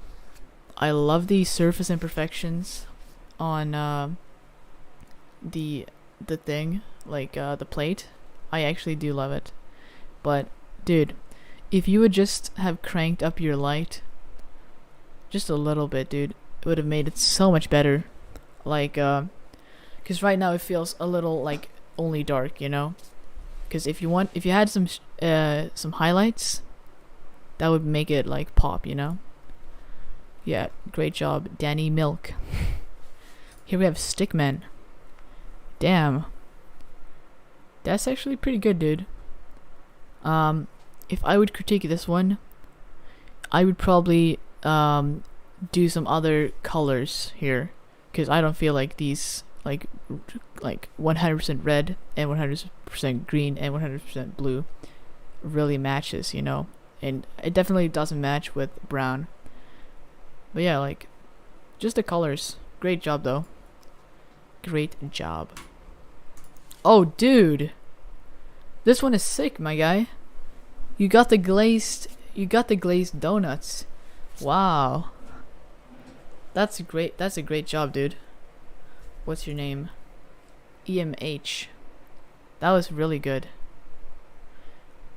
Man, if I would do something, I would just add a little bit of imperfections to the glossiness. Like just make it like not 100% shiny, but other than that, that looks really good. Really good, dude.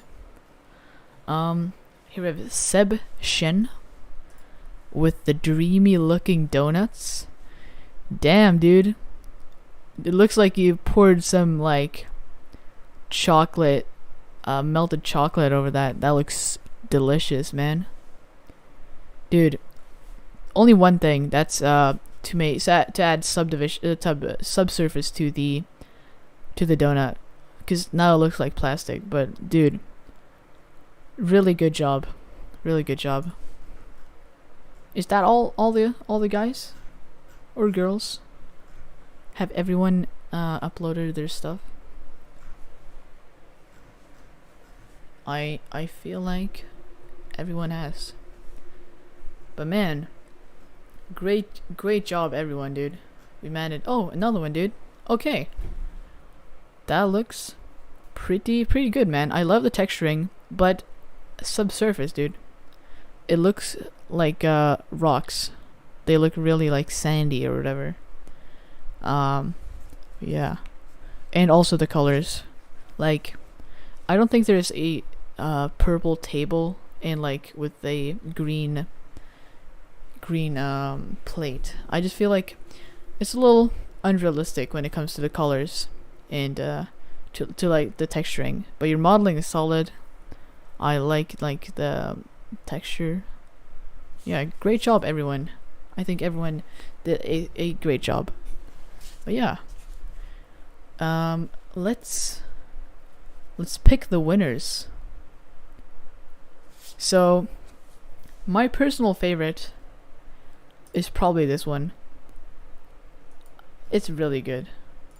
You got like the donut imperfections, you got the plate, you got the marble, and you have the glazed donuts, and the glaze look really good. You could just add like some imperfections, but other than that, that looks really good. And like it does look realistic. So yeah, congrats to EMH. You win this week's real-time challenge. Congrats. Yeah. Oh wow, Blender Guru. You get the. Oh wait, how do I add reactions? Okay. I'm adding a donut because you did a donut. Really good job.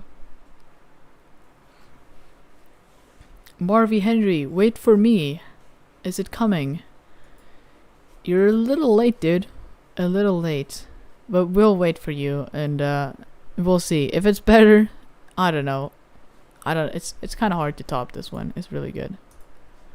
But we'll wait. That's a good one. That's a good one. But yeah. Dude, I want to go in and change my subsurf. Just crank it up. That's too much though. Oh, that's the subsurf color. Maybe we should bring up the subsurf color. And the specular. This is like super specular. And that's like zero specularity. Yeah, I think that's pretty good. Yeah, this was awesome. Doing the challenge with y'all. Sick. Yeah, feel free to join the Discord. We do some of these off stream as well. And a bunch of stuff. And saturation, probably bring that down. Or just make it white. There's just a little bit of tint there. Well, has the other one dropped in? It hasn't. Leonel Osuna asks, hey man, really want to start in the NFT world. How did you start on it? So yeah man, the NFT world, so for you to like, for you to get sales on your NFT work, you have to have somewhat of a following base, because people don't pay for the art really. Like someone, if you just want to buy an NFT just to hang it, just to watch it, you can literally just search, just screenshot it, but it's about the artist. And if you're not a well-known artist, it's kind of hard. I'm not saying I'm a well-known artist, but I have 20,000 followers on Instagram, and that's 20,000 people. But yeah, I would just say focus on your art first. Just make sure if you're a good artist, you should succeed in the NFT world, I think. Yeah, because like when you have a lot of followers, you can upload to Rarible, because it's so messy over on Rarible. It's so much stuff coming in every day. Just random people uploading, and you need followers. And like you need to link them. Like this is where I will be posting. And to get invited to like the foundation or like Maker's Place or a Nifty, you need to have a lot of followers too. Cause yeah. So I would say focus on your art, make good renders, and then the people will see the good renders because of the Instagram algorithm, and you'll get followers and you'll be able to do your NFT work. But yeah. Does the RAM improve your render time? I don't think so. I actually don't think so. Let's see. I'll just bring down the specular actually. Plug this into the roughness, plug that into the specular maybe. Plug it into the normal. What? Like that. Yeah. So, has the artwork dropped in? Dude, you're really late. I don't think that's gonna cut it, dude. You are the winner, EMH. Great job. Congratulations. Okay, so you will get the winner role, and you'll get featured in the winners thing. Yeah. Great job, my dude. Great job. But man, the IKEA render, the donuts.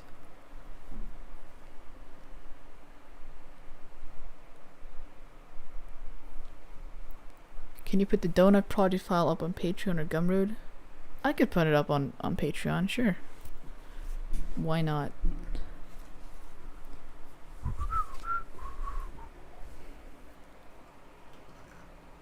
This sort of reminds me of like cinnamon buns with like the white sugar. I don't know what it's called in English. Yeah.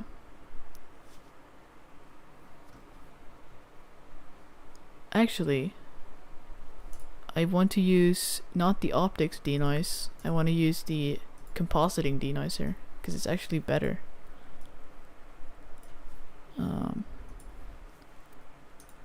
But yeah, there's no going back.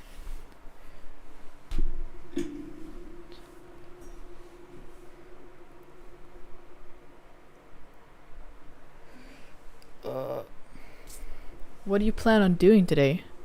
Well, it's wait. Yeah, it's why is my English not working? Well, we've been streaming for what? 4 hours? Yeah, we've been streaming for 4 hours, so my brain is kind of dead. But yeah, it's almost. Oh, dude, what's going on with the VRAM? It's kind of cranking. But yeah, it's almost 1 p.m. in like 30 minutes. So my day is basically over, or basically started. Yeah, but I don't know. I'm just gonna wait for the IKEA render to finish. I'll do some extra work on it, and After Effects, and fix some stuff I didn't like about it. 'Cause why not? Personally, I think it needs to be darker. It's very bright, you know? It's almost too bright. So probably decrease the shadows. And when it comes to food renders, you don't want to have green. You want to avoid green at all costs. But you don't want too much magenta. So you can sort of see a little green tint here. and the shadows or the midtones or maybe even the highlights. So you want to get rid of those. Yeah. So you look like that's really green and looks kind of disgusting. Yeah. But that's too much magenta in the highlights specifically. So I'm probably gonna bring that back. Yeah, there we go. Saturation, bring that down again. The blacks, I don't know. Contrasts and let's see, highlights. Let's bring those down a little bit. And we should probably make the midtones darker.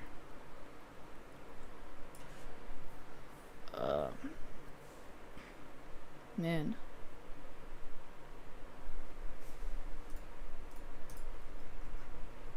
This is starting to look okay, I guess. That's too much subsurface though. Yeah, too much indeed. Probably not gonna keep working on this one. I've done all I can do. I'm just gonna save this and ship it off to Patreon.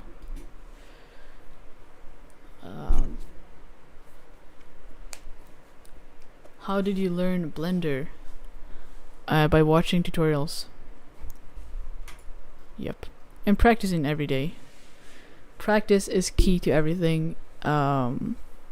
Period. So, yeah. I'm gonna save that. And I could probably not do that much to this image. It's okay, I guess. But yeah. Thanks for hanging out with me. Oh, we got some more. No, never mind. This one is pretty cool, I guess. Marble plate. That's cool. Never seen that before. But yeah, I guess if I would critique this, still the colors. I don't think brown and pink and green is such a good mix, you know. But yeah, it's a great render. Good job, everyone. Good job, team.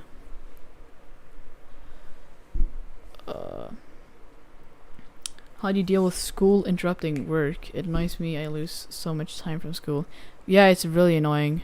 Like a year ago, it wasn't really bothering me too much. Like, we had a test and I would just study all week. And just not do a lot of Blender. And we didn't have that much homework, so it was pretty chill, you know. But now it's getting intense. Like, I only have like 3 days now where I can do Blender, then I gotta like study all day every day. Man, school is annoying. So I'm just, you know, doing Blender for these upcoming days, you know, just enjoying. Yeah, it's hard, you know, to manage time in school. It really is. But yeah, how long have you been using Blender? I've been using Blender for almost 2 years.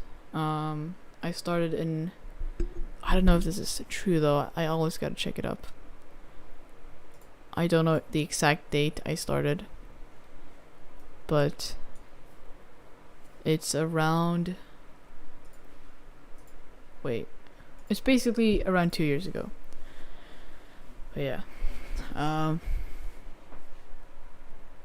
I guess I'll be answering some questions. When will be your next stream? So I will be trying to stream every Friday, so that's gonna be fun. And I will just sort of be streaming whatever I'm doing. And we'll be doing real-time challenges as well, so that's gonna be fun. Yeah, every Friday I'm gonna try. Sometimes I won't have time to like stream, but I'll try to at least.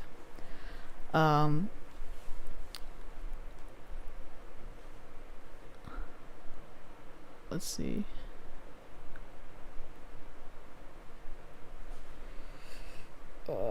I'm working on a project for my school exam. What should I create? Car animation or rocket sequence?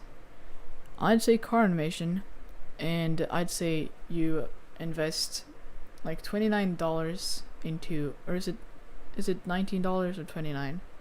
I don't remember. One of those in just buying the Car Rig Pro, and then you make some city stuff, and then you just make your path and let the car rig just do the rest of the physics. I think that would be the most impressive one. How long will you stream? Well, it depends on what I'm doing.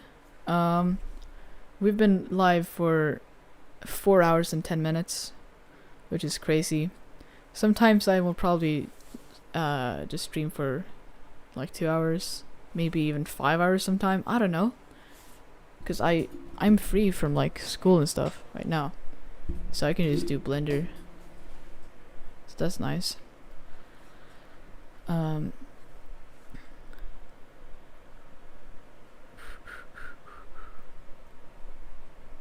Is it realistic for me to think I can learn Blender in a week or so? As a beginner, I'm already good at art in general. Well, what do you mean learn Blender? Like Blender is easy. Like not okay, well, Blender is easy. You move around with the middle mouse button. You click X to delete, and you can do all the shortcuts and like do all this stuff. But the hard stuff is actually the art and making compositions and like being able to find those like sweet shots and like where it actually looks good. That's the stuff that takes time. You can learn the, like, just like Ian Hubert said in his his Blender conference, like he can teach you how to draw. You just put a pen on on paper, and that's a draw. And but the hard stuff is like actually the art, you know. But yeah. Just picked up Blender some days ago. Came from 3ds Max. Do you think I should continue with Blender? I don't know, man. It depends on what you're doing. If you're in the industry right now and like in a company, I think you should stick with 3ds Max. It depends on what they're using. But in like if you're doing motion graphics, Blender's not too good at that stuff. But yeah, if you like, I feel like Blender's perfect for what I'm doing. It has all the right features, and it's just so intuitive to work with. But yeah, depends on what you're gonna be doing. I feel like Blender is gonna get really big because it's developing at such a fast rate, and it's free, so it's open source, and everyone can work on it and stuff. So they don't have to like care about having stuff to release every year. They can just go full max, you know. So that's gonna be fun seeing where Blender is in just like a year. And all the AI that's gonna be implemented as well. Like optics and the denoising feature has been insane. I'm just waiting for when you can render in like this 510 and then scale it up using AI in Blender, because you can like kind of do that and it actually looks good.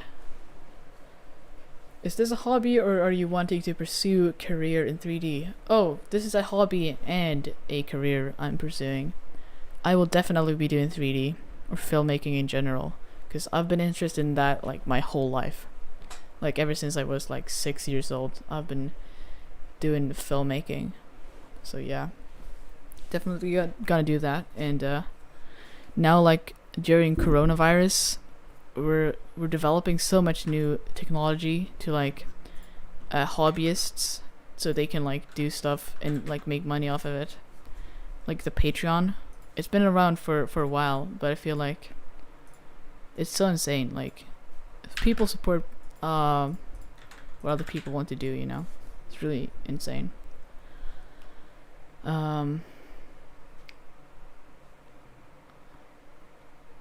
What's your PC specs? Should I do it one last time? Get this question 2 million times a day. RTX 3090, AMD Ryzen 9, blah blah blah, 12 core processor. Oh no, what am I doing? Autosave. Can you recommend some channels or guides to start Blender? Blender Guru, obviously, for like learning how you actually navigate the software. Ducky 3D is great. I learned all my node skills from Ducky 3D, just doing like random like environments. You learn so much just following along. Like just, I would say, find 50 of the Ducky 3D tutorials and then follow through and just make everyone and try to replicate as closely to what he does, and you'll learn so much during that process.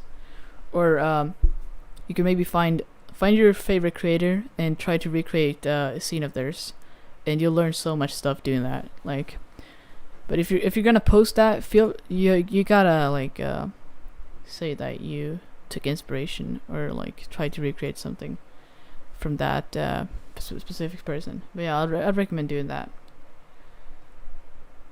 What kind of music do you listen to, man? Like, what's your favorite type of music genres or songs? So I've not been finding that much new music lately. But Daft Punk, I used to like. My dad used to listen to it when I was younger, and such nostalgia. Just vibing to it, you know, when working on shots. So that's Daft Punk currently.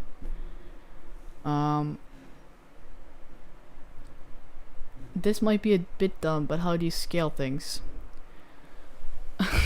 Yeah, well, I'll give you a crash course on scaling. So you hit S, and then you drag, and then you click, and that's how you scale. You can hit S, and then C. You can scale it on the C axis, then S X and scale it on the X axis, and S Y to scale on the Y axis.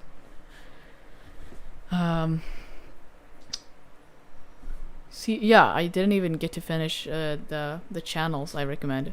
So when you've done Blender Guru and Ducky 3D, I'd recommend to watch some Ian Hubert, but it's really complicated stuff he does, but he makes it seem like really simple to do. But I'd recommend just watching, looking at his Blender conference talk to just give you inspiration. Because after I watched Ian Hubert's Blender conference, I think from that point my like whole life actually changed. It's insane. Such a good video. Yeah. CG Matter and Default Cube, they're pretty good. I like them. They're the same guy.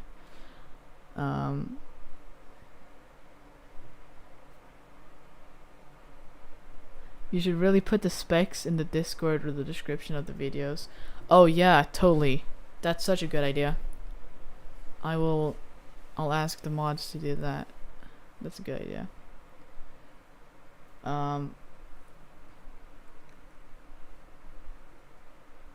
Do you know Flume? I have never heard of that in my life. Flume. Is that a guy? I gotta check it out later. But yeah, stuff I gotta do. Embergen. Gotta check that out. And yeah. Awesome. If you wanna hang out, join the Discord. This link in the description. And yeah, I basically just chill there most of my time. Just doing Blender and chatting around, you know? But yeah. What is better for working, Intel or AMD Ryzen? In my opinion, Ryzen is better. Why? I don't know. I saw it in a video, and I'm just gonna use that opinion. Any tips for ideas for making stuff like videos? I struggle with that the most. I would recommend I don't know, Pinterest. I do Pinterest. I search Pinterest every day basically for like new stuff to learn. It's really intuitive. You just click the stuff you like and you get inspired. And also just watch your favorite creators on Instagram and just try to combine all of them into your own twisted stuff. What is something you're currently learning in Blender or want to learn, like texture painting stuff? Yeah, texture painting is something I really want to learn, and I want to get good at like having smoke simulations in my scene. It's basically impossible to do in Blender because it's so many bugs and it's so intensive on the. It's so hard to work with it, you know. But Embergen, I really gotta learn Embergen because that's gonna open up so many doors. Yeah, but stuff I also want to learn in Blender. I want to learn how to model a car. I've tried it once, like last month. It did not go very well, but I'm gonna try until I am able to do it.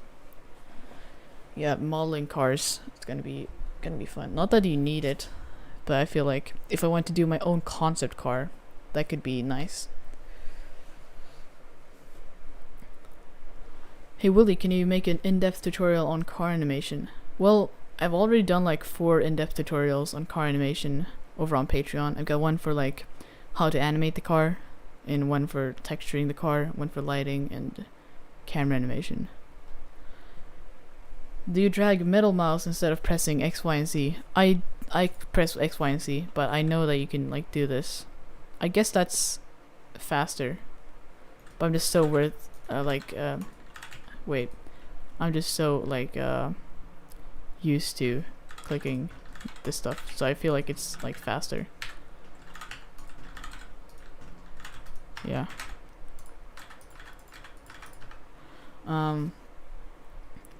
You should use some Substance Painter for texture painting. I don't think so. The reason why I'm not using Substance Painter is because I don't need it. Like, most of the texturing I do is just image projection, and you don't need Substance for that. Like, if I'm gonna be using Substance, that would probably be for like intense like product shots, but that's nothing I do at the moment. But if I'm gonna do that in the future, I will definitely be getting into Substance.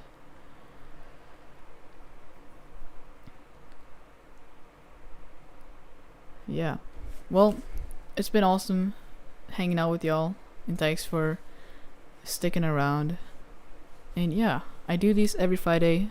Feel free to join the Discord, and I'll be peacing out. So yeah, bye bye.